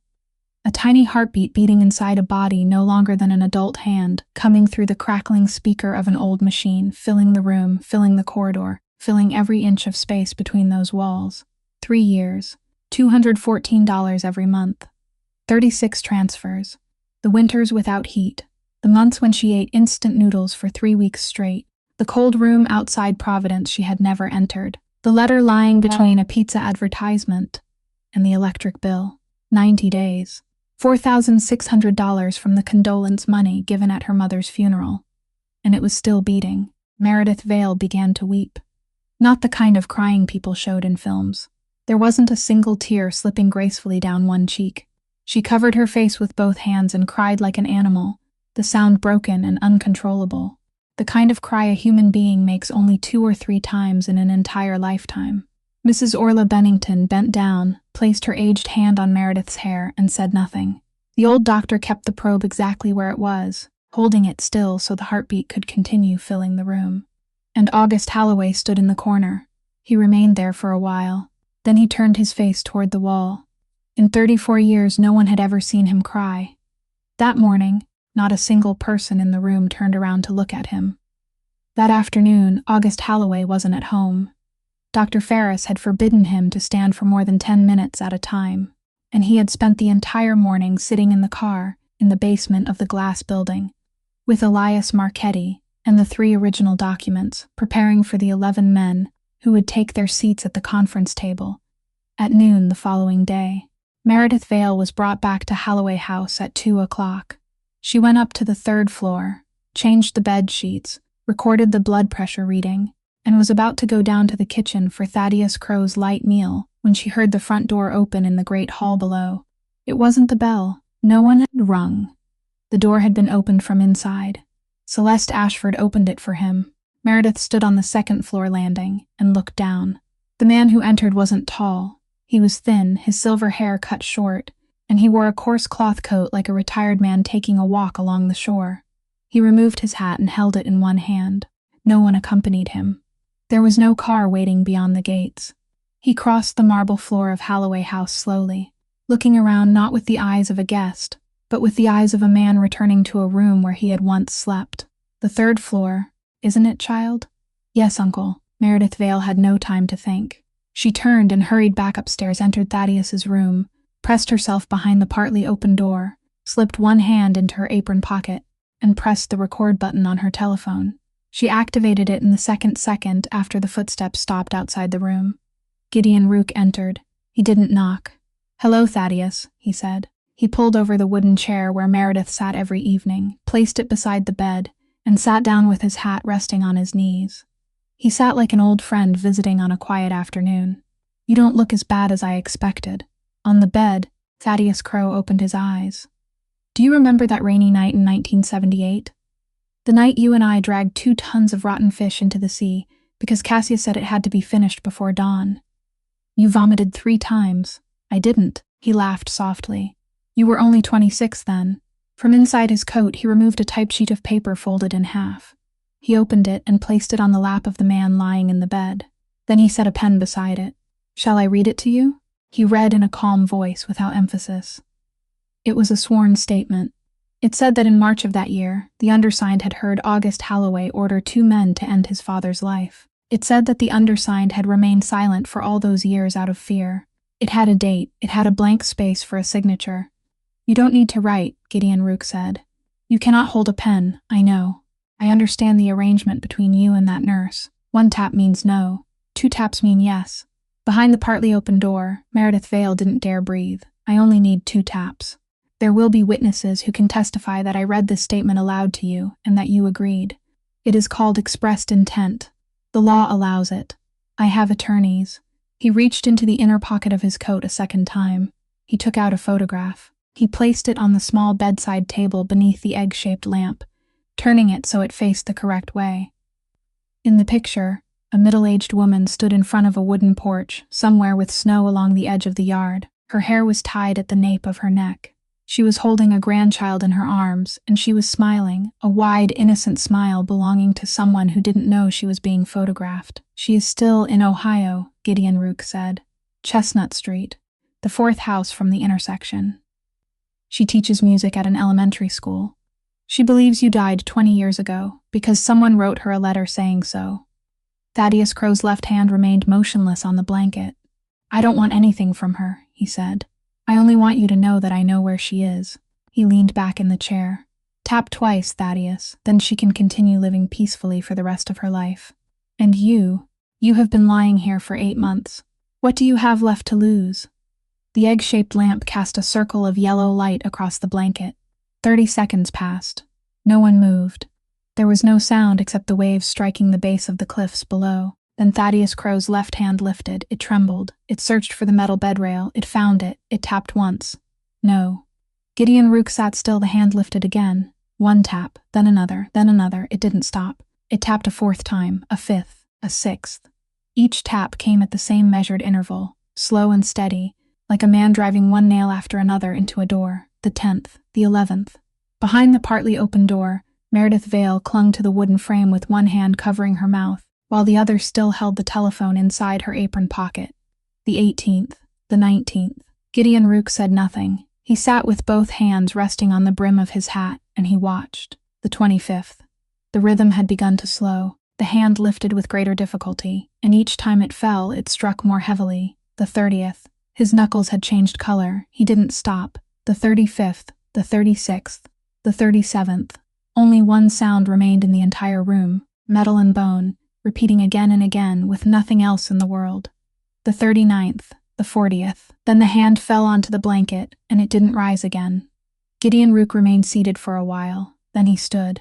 He picked up the paper from Thaddeus's lap, folded it in half, folded it once more, and slipped it into the inner pocket of his coat. He lifted the photograph from the bedside table, looked at it for 1 second, then placed it back exactly where it had been, facing the same direction, and left it there. He put on his hat. At the doorway, he stopped and turned his head. "For 36 years you opened doors for other people, Thaddeus. You held doors for Cassius. You held doors for his son. You held doors for guests, for attorneys, for 2 children who were never allowed to meet." He looked down at the hand lying motionless on the blanket. "Not once in your entire life did you walk through a door yourself." Then he spoke his final sentence so softly that Meredith Vale had to listen to the recording 3 times that night before she could make out the words. "This is the first time in my life I have ever seen a real man," and he walked out. At 2 o'clock in the morning, Meredith Vale woke in the armchair, placed in the corner of the 3rd floor room. She didn't know when she had fallen asleep there, still wearing her apron, the telephone containing the recording inside her pocket. She didn't wake because of a sound. She woke because something was missing from the room. The sound of breathing was gone. She switched on the table lamp, and she saw it immediately. Thaddeus Crow's left hand had slipped from the blanket and was hanging beside the bed. The left corner of his mouth had fallen. His pupils were unequal. His breathing came in broken intervals, with a long pause between each breath. She had seen these signs during 8 years of working in the emergency room, and she had spoken the same words hundreds of times into a radio. The brief 4-word sentence that sent an entire floor running. She knew exactly what was happening inside this man's head. She knew that if he reached the emergency room at St. Mercy within 90 minutes, there might still be something they could do. She also knew how long an ambulance would take to travel from the nearest station to the cliffs. 19 minutes, she reached for the telephone, and the left hand lifted. It struck the metal bed rail. 1 tap, 2 taps, 3 taps. 3 taps didn't exist in their language. For 210 nights, there had only been 1 and 2, never 3. Meredith Vale stood frozen with the telephone in her hand. Then she understood. She placed the telephone on the table. She pulled the wooden chair close to the side of the bed and sat down. She held that hand between both of hers. "Listen to me," she said, and her voice was very calm, the voice she always used when she had to tell someone something no one wanted to hear. "You've had a second stroke. It is worse than the first." The hand remained still. "If I call now, they'll take you away at 2:20. You'll enter the imaging room at 3. They may be able to keep you alive, they may not. But you'll be lying in there, and you won't regain consciousness in time," she swallowed. "If I don't call, you'll die." The hand lifted. One tap. "Yes, you understand that." One tap. Meredith Vale closed her eyes. "You want to live until noon tomorrow." The hand lifted more slowly than before. It fell against the bed rail. 2 taps. The egg-shaped lamp was still glowing in the room. On the small bedside table, the photograph of the woman in Ohio remained where Gideon Rook had placed it, and she was still smiling. Meredith sat silently for a very long time. She knew that if anyone discovered what she was doing, she would lose everything. She also knew that this was what he wanted. She stood. She walked to the medicine cabinet mounted on the bathroom wall, the small white-painted wooden cabinet with a mirror on the front, and opened it. There was nothing inside that an ordinary family wouldn't have. She took down what she needed. She carried those things back and placed them on the table. Then she sat in the wooden chair and began to count. She counted his breaths. She counted the pulse at his wrist. She measured his blood pressure with the portable monitor and wrote the number in the small notebook on the windowsill, just as she had done every evening for the past 7 months. 3:10, 4 o'clock, 4:45. Twice during that night, Thaddeus Crow's breathing stopped long enough for Meredith Vale to spring from the chair, and both times it began again. 5:30. Beyond the window, the bay changed from black to leaden gray. 6 o'clock, 7 o'clock. She didn't eat. She didn't leave that chair for more than 3 minutes at a time. Sometimes she spoke to him about small, ordinary things, about how the vending machine on the 4th floor of St. Mercy still swallowed coins, about how her mother had once sold fabric in a small shop when she was young, about how Meredith had not yet chosen a name for the baby. 8 o'clock, 9 o'clock. The nurse whose professional license had been permanently revoked sat beside that bed for 11 hours. She didn't call an ambulance. She didn't call anyone. She kept a man on this side of death with the things found inside a family medicine cabinet, and by counting every breath he took until daylight fully arrived. At 9:40, the left hand moved. Meredith leaned forward. It struck the bed rail. 1 tap, 2 taps, 3 taps. Then Thaddeus Crow did something he had not done during the 8 months he had lain paralyzed. He turned his head. Very slowly, little by little, his neck turned to the left, and his gaze moved downward, then farther down, until it stopped at one fixed point in the room. His wheelchair. It stood in the corner beside the window, covered with a cotton cloth. He looked at it. He looked at it for a very long time. Meredith Vale stood. She walked to the wheelchair. She pulled away the cloth. She looked down at the worn brown leather seat cushion, and she saw it. Along the rear edge of the cushion was a line of hand stitching. It wasn't factory stitching. The thread was thin and ivory white, the stitches even but slightly too large, the kind of stitching made by a man working at night beneath a table lamp, determined to finish the task rather than make it beautiful. Meredith turned to look at him. He was looking at her. She took the medical scissors from the first aid kit. She knelt beside the wheelchair, slipped the tip of the scissors beneath the first thread, and cut. The thread broke apart in brittle, aged sections. She slid her hand beneath the leather. Inside was a notebook. Its cover was brown leather, its corners worn round, tied closed with a thin leather cord wrapped around it 3 times. Embossed into the cover, almost completely faded, was an 8-pointed compass with the letter H in its center. Meredith Vale sank to the floor with the notebook resting on her lap. Thaddeus Crow had kept it for 32 years. For the past 8 months, he had sat on it every day, pushed throughout the house, through the great hall, along the corridors, past the very study door where August Halloway sat reading forged documents, and he had possessed no way to speak. She looked up. On the bed, the man had closed his eyes, but his chest was still rising and falling. There were 2 hours left until noon.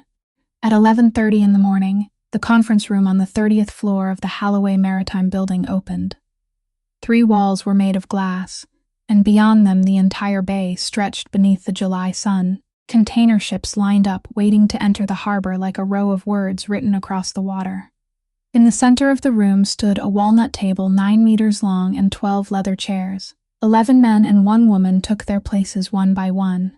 The 8th chair from the northern end of the table remained empty. It belonged to Rennick Vaughn, owner of the 3 warehouses in the south. No one asked why.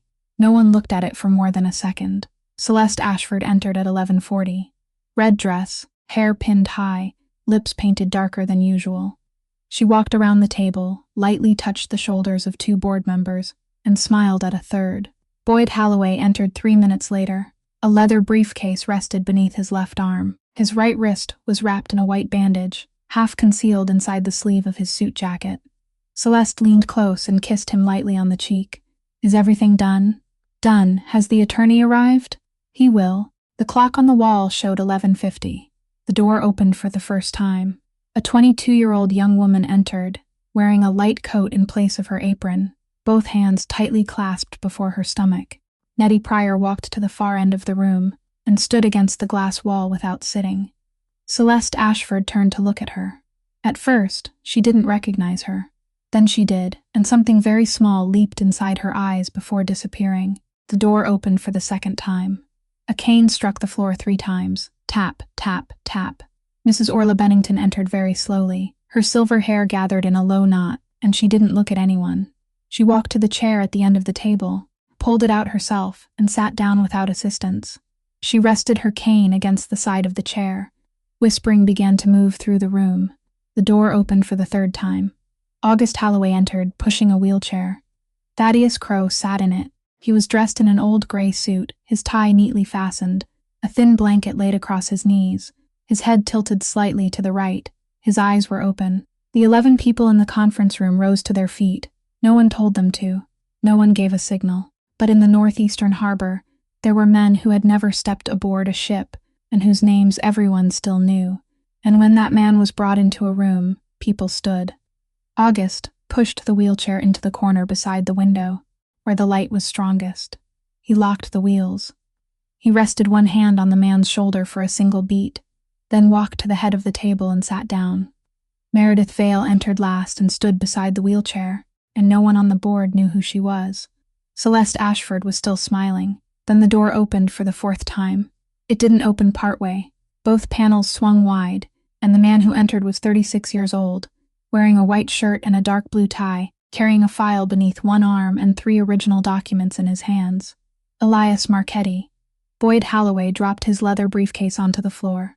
Its clasp sprang open, and papers slid across the polished wood. The smile on Celeste Ashford's face vanished at that exact moment, like a candle smothered beneath a glass. She stood. She looked at Elias. She looked at Mrs. Orla. She looked at the wheelchair in the corner. And she understood very quickly, faster than any of the men seated around that table, that 9 years of her life had just collapsed in the span of 3 breaths. But Celeste Ashford wasn't the kind of person who collapsed with the things she had built. She opened the handbag on the table and removed 2 sheets of paper. She placed the first on the walnut surface and pushed it into the center of the table. It was a copy of the State Medical Board's decision permanently revoking the nursing license of a woman named Meredith Vale. She placed the second sheet beside it, an anonymous complaint filed with the Department of Social Services, dated 3 weeks earlier, stating that the woman in question was pregnant, had no lawful employment, had no stable residence, and was living in the home of a man suspected of involvement in organized crime. "You want the harbor, then take it," Celeste Ashford said. Her voice had become sweet again. "I won't argue. I've lost." She looked directly at Meredith. "But no one here will get the child inside her. The state will take it, and I won't have to do another thing." Somewhere in the conference room, a man cleared his throat. August Halloway placed both hands on the table. He hadn't yet begun to rise, because Meredith Vale stood before he could. She left her place beside the wheelchair. She walked 3 steps to the edge of the table. She didn't pick up either sheet of paper. She didn't look down at them. "You say I'm unfit to be a mother," she said. The entire room fell silent. "I want to ask everyone in this room one question." She lifted her head and looked around the 9-meter table, 1 face at a time. 11 faces. The people who controlled the northeastern harbor, tailored suits, watches worth more than she earned in an entire year. How many people in this room know how to place 2 fingers against the throat of a dying man and tell you whether he is still alive? No one answered. No one dared look toward the wheelchair in the corner. "One," Meredith Vale said. She allowed the silence to remain long enough. "And you just called that person a servant." She stepped back 3 paces. She sat in the chair beside Mrs. Orla Bennington. At the northern end of the table, August Halloway said nothing. His 10 fingers tightened around the edge of the walnut table. And in that silence, all 12 people in the room heard the wood crack. The sound of cracking wood faded, and no sound remained in the conference room except the air conditioning moving through the ceiling vents. August Halloway released the edge of the table. He sat upright again. He didn't rise. He didn't look toward Meredith. He looked at Celeste Ashford, and when he spoke, his voice was that of a man asking the time at a train station. "Celeste, have you ever wondered why you've remained alive for the past 9 years?" She didn't answer. She was still standing with one hand braced against the table. August took the telephone from the pocket of his suit jacket. He placed it on the walnut surface, directly in the center, where all 12 people in the room could see the screen. He touched it twice. Then he turned on the speaker, and he said nothing more. He sat still with his gloved hands resting on his thighs. His eyes turned toward the bay beyond the glass, and allowed the ringing to fill the room. 1 ring. No one moved. Mrs. Orla Bennington tightened her hands around the silver head of her cane. Nettie Pryor stood against the glass wall, gripping the window ledge. Boyd Halloway looked down at the leather briefcase lying open on the floor. The 2nd ring. Celeste Ashford didn't move, but something crossed her face very quickly, something too swift for the human eye to catch. Then came a click, then the sound of an old man breathing, and a rough, slow voice emerged from the small speaker filling the conference room with its 3 glass walls on the 30th floor. "Is it done, Celeste?" Not one person in the room breathed out. 2 men on the board had gone pale. One of them raised a hand to loosen his tie. They both knew that voice. Everyone in the northeastern harbor knew that voice, and not one of them had heard it come from the speaker of a telephone inside a glass conference room in 20 years. August Halloway leaned very slightly toward the telephone. "Hello, Uncle Gideon," he said, his voice still as calm as though he were asking the time. "I'm sitting here with her. Is there anything you would like to say to her before I end the call?" 3 seconds. The clock on the wall marked them. 1, 2, 3. The call ended. The screen went dark. August Halloway leaned back in his chair. 9 years, Celeste, he said. And he couldn't say a single word to save you. Everyone in the room waited for her to scream. They waited for the handbag to sweep across the floor, for her fingernails to scrape the tabletop, for one of the performances of tears they had witnessed too many times inside the house on the cliffs. Celeste Ashford didn't scream. She removed her hand from the table. She slowly pulled back her chair and sat down. Then she lowered her head and looked at both hands resting in her lap. She turned the ring on her finger once, then stopped. "I was 19 when he found me," she said. No one interrupted.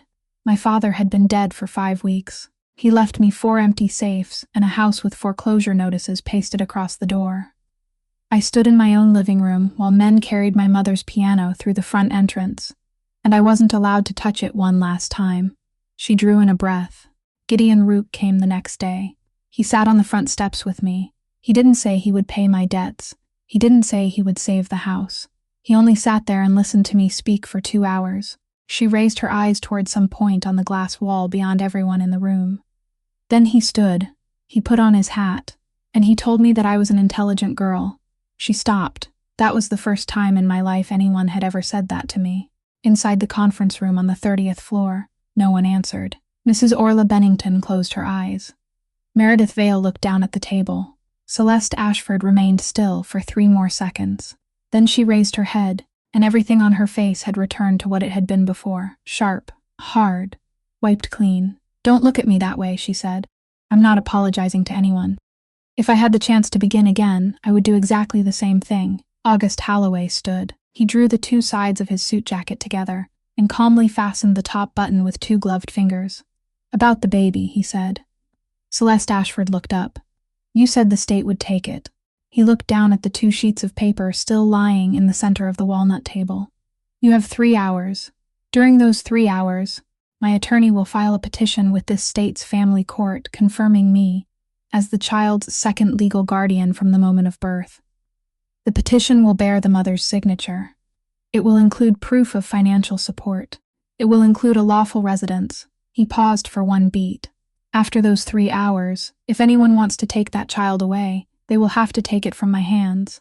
He didn't raise his voice on a single word. He walked behind his chair, placed both hands on its back, and looked around the room once. Now, he said, I believe it is time for us to discuss the will. The conference room door opened for the 5th time. No one knocked. A 37-year-old man entered wearing a long coat, and beneath it was the white hospital coat from St. Mercy that he hadn't yet had time to change. No one had invited him.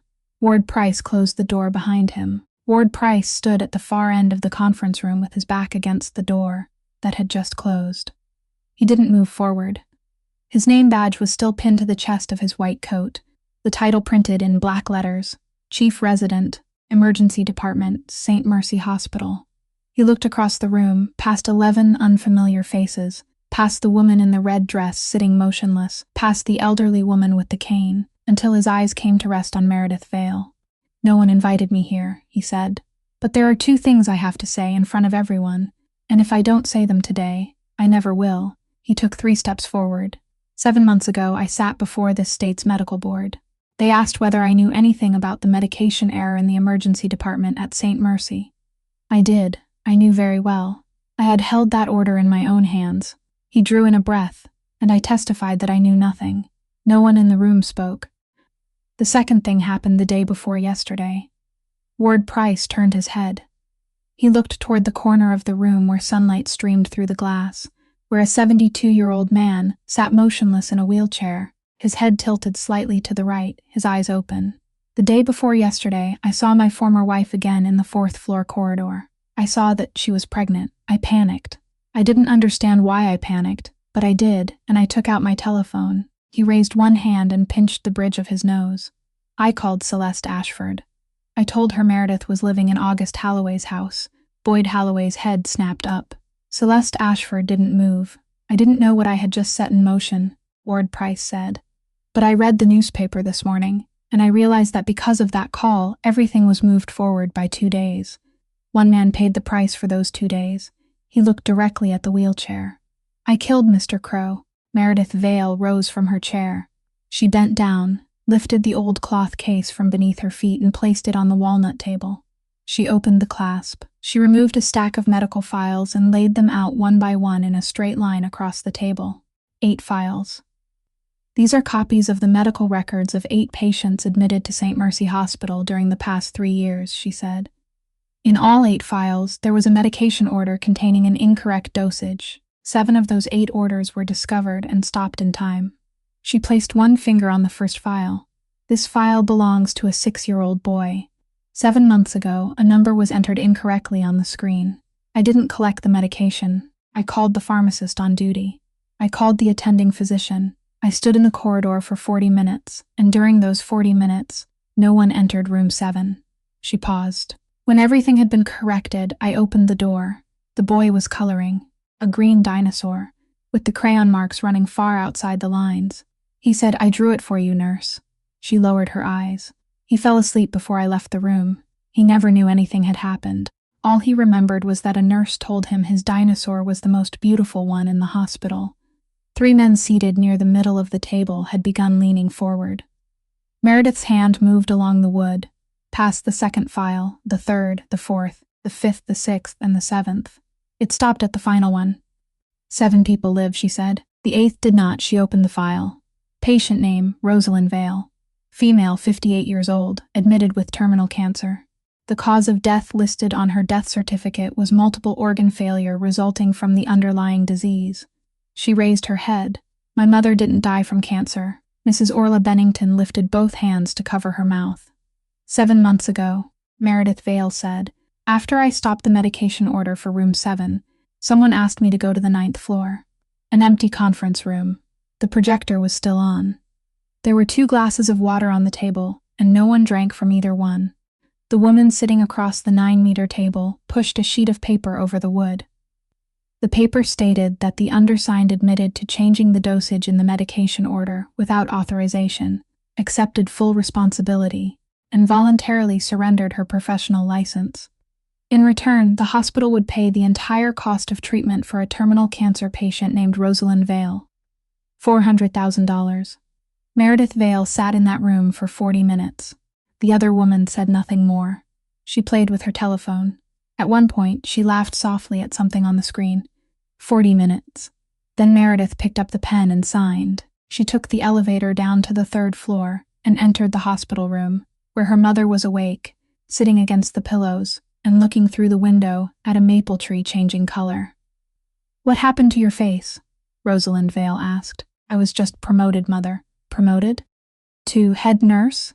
"Yes." Rosalind Vale laughed for 3 full minutes. She held her daughter's hand and laughed, and she said she had always known it would happen, that she was proud, that she wished she were strong enough to tell all her old friends in Coldbrook. 3 weeks later, Rosalind Vale died in room 312 at St. Mercy Hospital at 4:15 in the morning. The medication order from that night bore the signature of a member of the hospital's board of directors. In the conference room on the 30th floor, 12 people sat motionless. Celeste Ashford slowly raised her head. She looked at the woman standing across the walnut table, the woman in the gray sweater with her hair tied low and a 7-month pregnancy beneath it. And she spoke with complete honesty. "Who are you?" Everyone in the room heard every word. Meredith Vale stood straight. "I'm the woman who sat across from you for 40 minutes and signed her name in your place." She paused for one beat. "You don't remember my face." Celeste Ashford blinked. "I sign hundreds of documents every year." "I know," Meredith Vale said. "That is exactly what I wanted everyone in this room to hear." There was one more thing inside the old cloth case. Meredith Vale drew it out, a thick stack of papers held inside a blue folder, its edges curled from being pulled out and pushed back in too many times. Across the top of the cover was a printed title: "Complaint and Petition for Reconsideration submitted to the State Medical Board." Beneath it, every blank space had been filled in with her handwriting. She had completed those papers 7 months earlier, 3 days after her mother's funeral, sitting on the floor of a rented room with no heat. She had signed her name on the final page. Then she had placed it inside a drawer, and during the 7 months that followed, she had taken it out 9 times, and 9 times she had put it back. Because she knew exactly what would happen if the board reopened that case. They would discover that she had signed a confession admitting to an error she had never made. Under the laws of this state, that act had a name of its own: making a false statement before a professional licensing authority. It wasn't a matter of losing her license. It was a matter of going to court, and a woman under criminal investigation wouldn't be permitted to raise her own child while awaiting trial. She held the papers in both hands. 2 men in black suits were now standing at the conference room door, though no one knew when they had arrived. One of them wore the badge of the Regional Federal Prosecutor's Office. Elias Marchetti had called them at 6 o'clock that morning. Meredith Vale looked down at the folder. Then she raised her head and looked toward the corner of the room. There, beneath the sunlight slanting through the glass, a 72-year-old man sat in a wheelchair, dressed in an old gray suit, his tie neatly fastened, a thin blanket laid across his knees. His head tilted to the right. His eyes were open, directed toward the 9-meter table. Meredith Vale walked around the table. She approached the federal attorney standing at the door and placed the folder in his hands. "This is my petition for reconsideration," she said. "In it, I state that 7 months ago, I signed a confession accepting responsibility for an error I didn't commit in exchange for the hospital paying my mother's medical bills." The attorney looked down at the folder in his hands. "You understand what this means?" "I understand very clearly." She spoke the next sentence in an ordinary voice, without trembling or raising it. "I know this may send me to prison. I know I may not be allowed to hold my child during the first months of its life." The entire room was silent.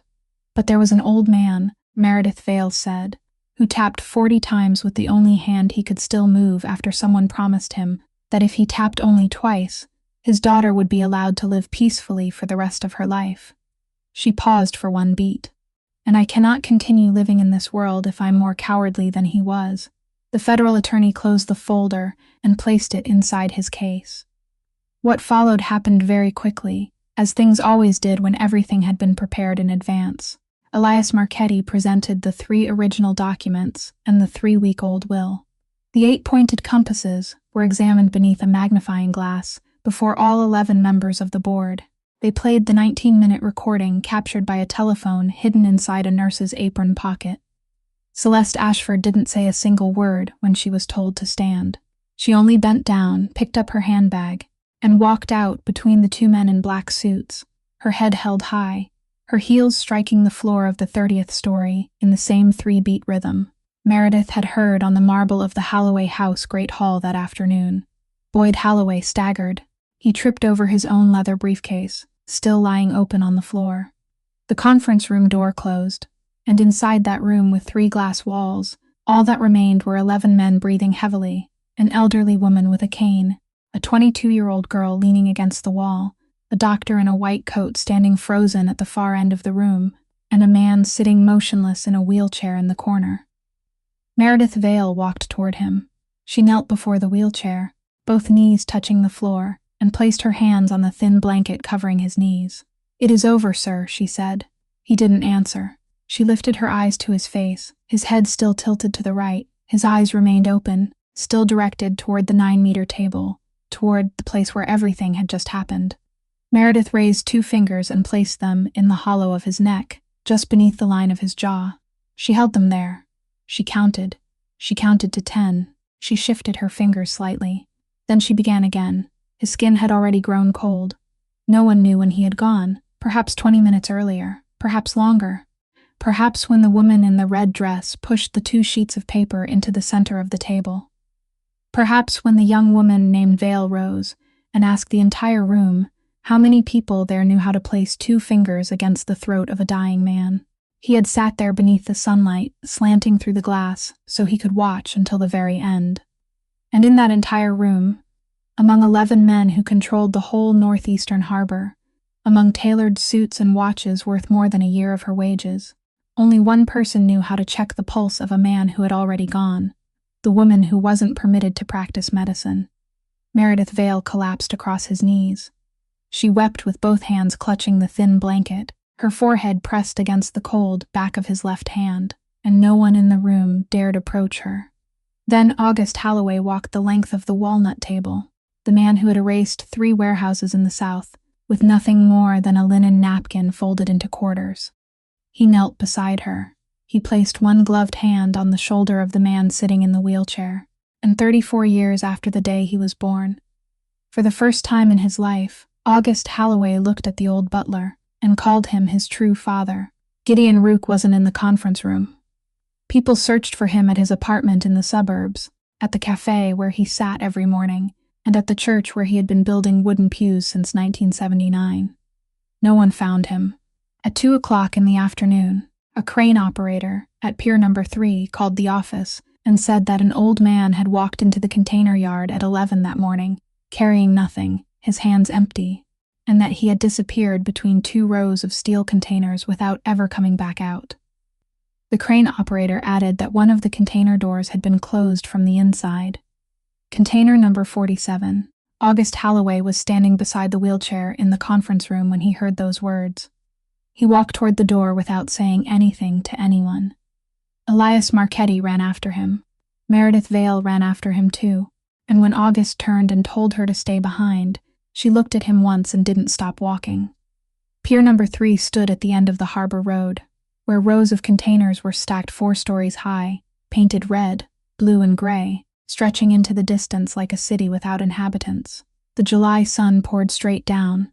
The concrete gave off a wavering layer of heat. The air smelled of hot paint, salt, and engine oil. Container number 47 stood in the outermost row beside the water. It was older than the others. Its paint had peeled away in patches. 4 long locking bars ran down the 2 steel doors, and 3 of the 4 had been turned into place from the inside.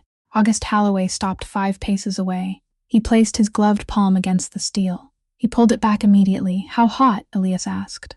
38 degrees outside, a dock worker said. Inside there, under this sun, it could reach 50 by sunset.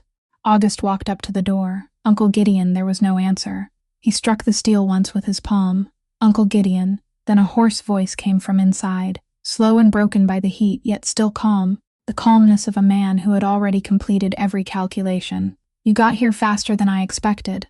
August looked up at the roof of the steel container. "What is in there?"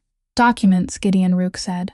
30 years of documents. I've been gathering them here since spring. Names, amounts, dates, who owes me, who I owe. I've been sitting among them for 3 hours. Open the door. A dry laugh came from inside. Do you know what your father did to me in this very place 30 years ago? August didn't answer. He put me inside this exact container. He turned all 4 locking bars from the outside. He left me in here for 3 days. Meredith Vale stood farther back with both hands over her stomach. Sweat ran in streams down her forehead. I got out, Gideon Rook said. I pried one of the hinges loose with the buckle from my own belt.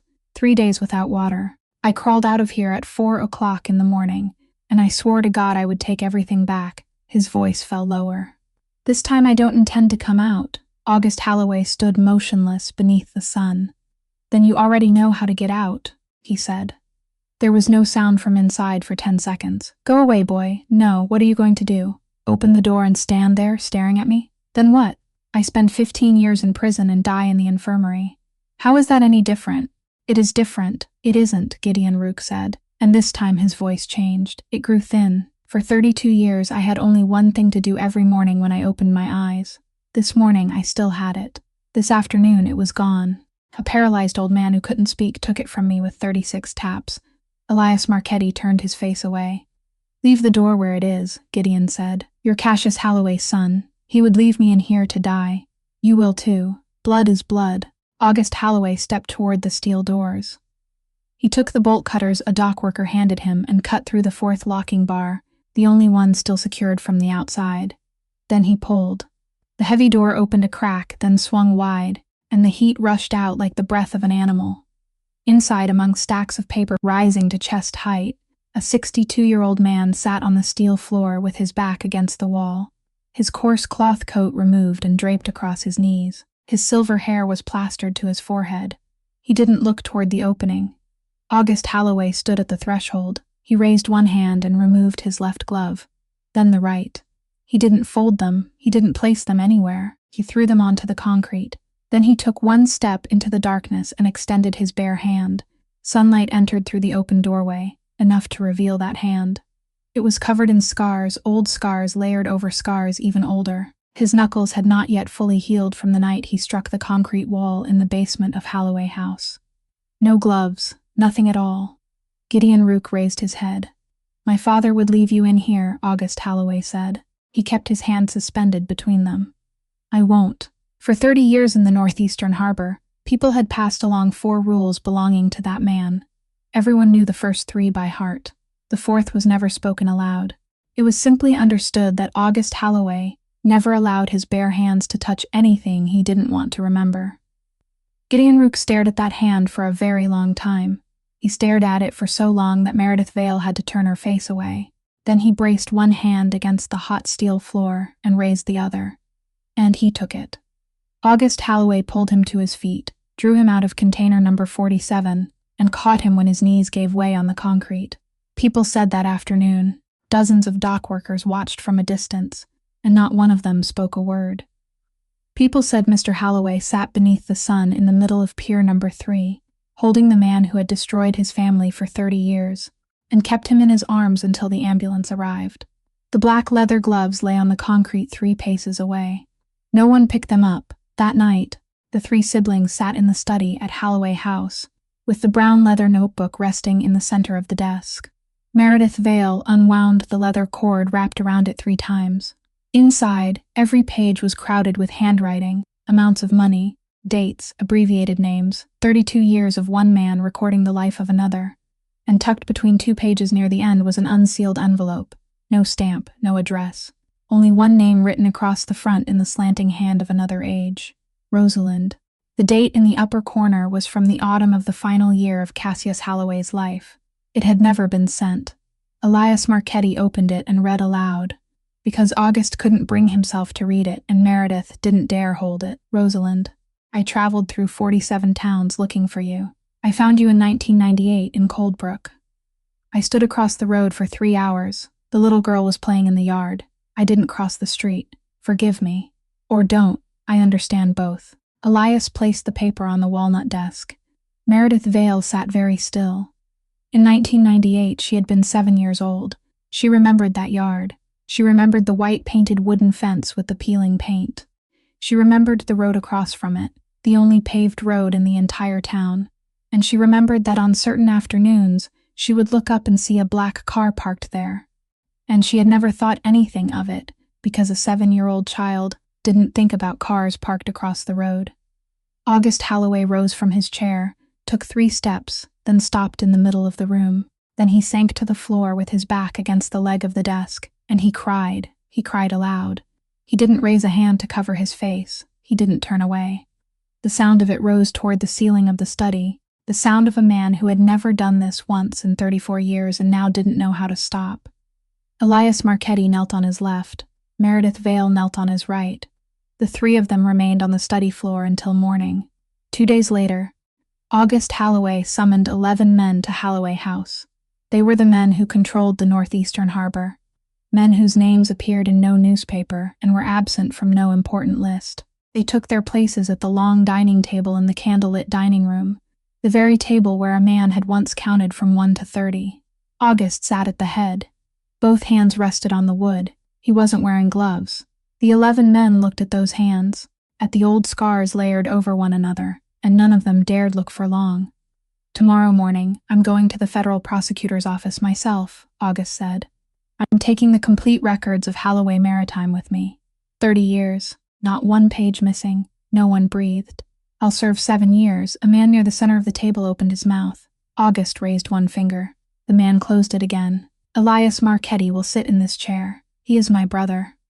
He allowed the silence to remain long enough for everyone in the room to understand that he had just spoken words that could never be taken back. "Anyone who touches him, I'll know, and I'll have 7 years alone in a room to decide what I'm going to do to that person." He placed both hands flat on the table. "There is one more thing. As of today, this harbor is clean. No contraband, no envelopes passed beneath tables. Nothing moves through Pier 3 without proper documents." He lifted his eyes and looked around the dining table. "Anyone who cannot live with that may stand and leave this room now." The candles burned. No one moved. Then a man seated near the far end pushed back his chair. He stood without looking at anyone and walked toward the door. The second man rose about 4 heartbeats later.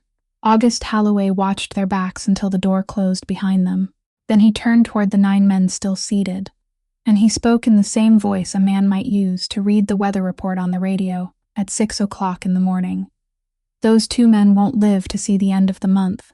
In that candlelit dining room, no one else dared stand.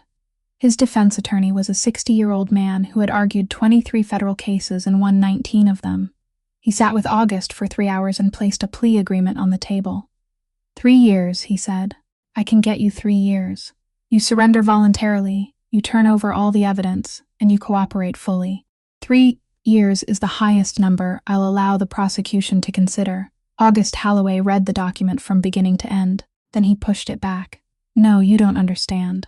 7 years is 7 years. Your child will be in 2nd grade by the time you come home. I understand very clearly." He rose and walked to the window. "Last week, I sat at the head of a table and told 11 men that from now on, this harbor would be clean. If I serve 3 years, then for those 3 years, 300 men on the docks will understand that I purchased that cleanliness through a bargain." He turned around. 7 years is the right price. On the final evening, Elias Marchetti came to Halloway House. The 2 brothers sat on the veranda looking down at the bay. "I accept," Elias said. "I'll sit in that chair. I'll keep it clean. I'll hold it until the day you return." August nodded. Elias turned his wedding ring once around his finger. "But there is something I have to say today, and I'll say it only once." August waited. "My daughter is 4 years old. She carries the name of the man who raised me. Next week, she will have an uncle named Halloway, and for the rest of her life, she will hear people whisper that name behind her back." He looked toward the water. "I'll run your company. I'll eat dinner in that room. I'll sit at the head of that table." He turned toward August. "But I will never bring my daughter to this house." August Halloway remained silent for a very long time. Then he nodded. He understood. In the 34th week, Meredith Vale went into labor 6 weeks earlier than expected. The baby weighed 1.9 kilograms. They took her to the neonatal unit at St. Mercy Hospital. On the 5th floor, into a room where 12 incubators stood in 2 rows, and she lay in the 4th one from the window. 19 days. Every night, Exactly 10 o'clock, a 79-year-old woman with a cane entered the fifth-floor corridor, sat in the plastic chair beside the fourth incubator, and remained there until 2 o'clock in the morning. She brought nothing with her except a woolen blanket to cover her knees. The nurses on the night shift called her the unpaid night watch. No one dared tell her to go home.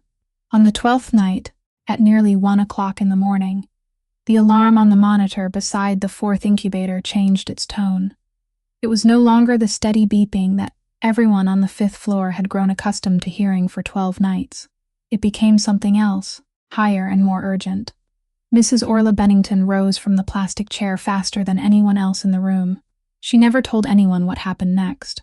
Only one young nurse, newly graduated, remembered that the old woman had spoken a sentence very softly, not to the baby, not to anyone in the room, but to something above the ceiling. Not this one. 40 seconds later, the alarm returned to its former rhythm.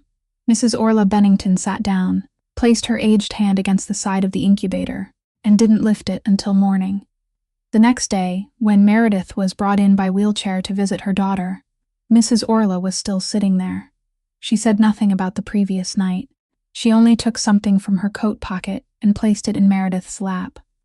It was a brown envelope that had already been opened, the kind of envelope someone had slipped beneath Meredith's door at Halloway House before dawn, 3 weeks before the meeting. Inside it on that day had been 8 copies of medical records reproduced on a hospital machine. Meredith looked up at her. Mrs. Orla Bennington nodded once, very slightly. 36 years ago, I delivered your brother from your mother's body in a wooden house in Coldbrook, she said. 7 months ago, I was the person who signed your mother's death certificate on the 3rd floor of this building. I read her medical chart. I knew it wasn't the cancer. I owed the Vale family the truth, and I repaid that debt by slipping an envelope beneath a door at 4 o'clock in the morning. As for the 2 men who had risen from the dining table in the candlelit room that night, their story was told in many different ways throughout the northeastern harbor. The truth was that during the 4 weeks that followed, both men left the state of Rhode Island. One opened a small auto repair shop in Tampa and lived for another 20 years. No one knew where the other went. Neither man died. But to this day, the entire harbor still believes they did. And that was the only thing August Halloway had ever needed. On his 9th day in federal prison, 3 men surrounded him in the yard. He was sitting on a stone bench, reading a letter. He didn't look up. 3 men, he said. The camera is in the left corner. You have 40 seconds before the guards arrive. 40 seconds isn't enough to kill me, but it is enough for me to remember all 3 of your faces. He folded the letter and placed it in his breast pocket. And I still have 6 years and 11 months left in here, he said. With you, they walked away. August Halloway took out the letter and continued reading. There was a photograph inside. A baby was sitting on a rug, holding a yellowed plastic wristband in one hand, and she was smiling. The man who had erased 3 warehouses, with nothing more than a linen napkin folded into quarters, sat alone on a stone bench in the middle of a prison yard, and he cried. The baby wasn't named Rosalind. That name belonged to a child who had never been given time to receive a name. Meredith Vale named her daughter Thea. She took it from the beginning of the name of a man who had tapped 40 times with the one hand he still had left. Halloway House was renamed Rosalind House. It became a free support center for medical workers whose professional licenses had been unjustly revoked. The medical board reopened Meredith Vale's case and formally recognized her as a whistleblower. She wasn't prosecuted. Her nursing license was restored the following spring, and she returned to St. Mercy Hospital, but not to the emergency department. She requested a position in the neonatal unit on the 5th floor. One September afternoon, Meredith Vale stood before Cassius Halloway's grave for the first time in her life. She brought no flowers. Elias Marchetti stood beside her, holding the baby in his arms. For 20 years, I placed flowers on the grave of someone I never knew, she said. My mother chose a random name carved into a headstone in the Coldbrook Cemetery so her daughter would have somewhere to cry. The wind moved through the rows of gravestones. I think you understand what that feels like, she continued. For 30 years, you also sent money to a name you didn't dare speak aloud. She bent down and placed the yellowed plastic newborn wristband on the face of the headstone. Your son is alive, she said. Both of them are, and your daughter is standing here. Wind from the Atlantic moved through the cemetery, and at that exact moment, near the gate, A car came to a stop. A car door closed. Thea turned her head. Some people go through their entire lives without possessing anything of value, yet they preserve one thing no one can buy. A human being's dignity doesn't lie in the amount of money others are willing to pay them. It lies in the thing they refuse to sell. The truth remains the truth even when it arrives 30 years late, but the person who speaks it must always pay a price, and that price is what gives it value. And in this world, there are people who save the person they love most by letting go, a form of courage the world has never properly named. Please remember that a butler who cannot speak may still be the most honorable man in a room filled with powerful people, and a nurse whose license has been revoked may still be the only person who knows how to hold the hand of someone who is about to leave. A person's worth doesn't lie in the title printed on the badge pinned to their chest.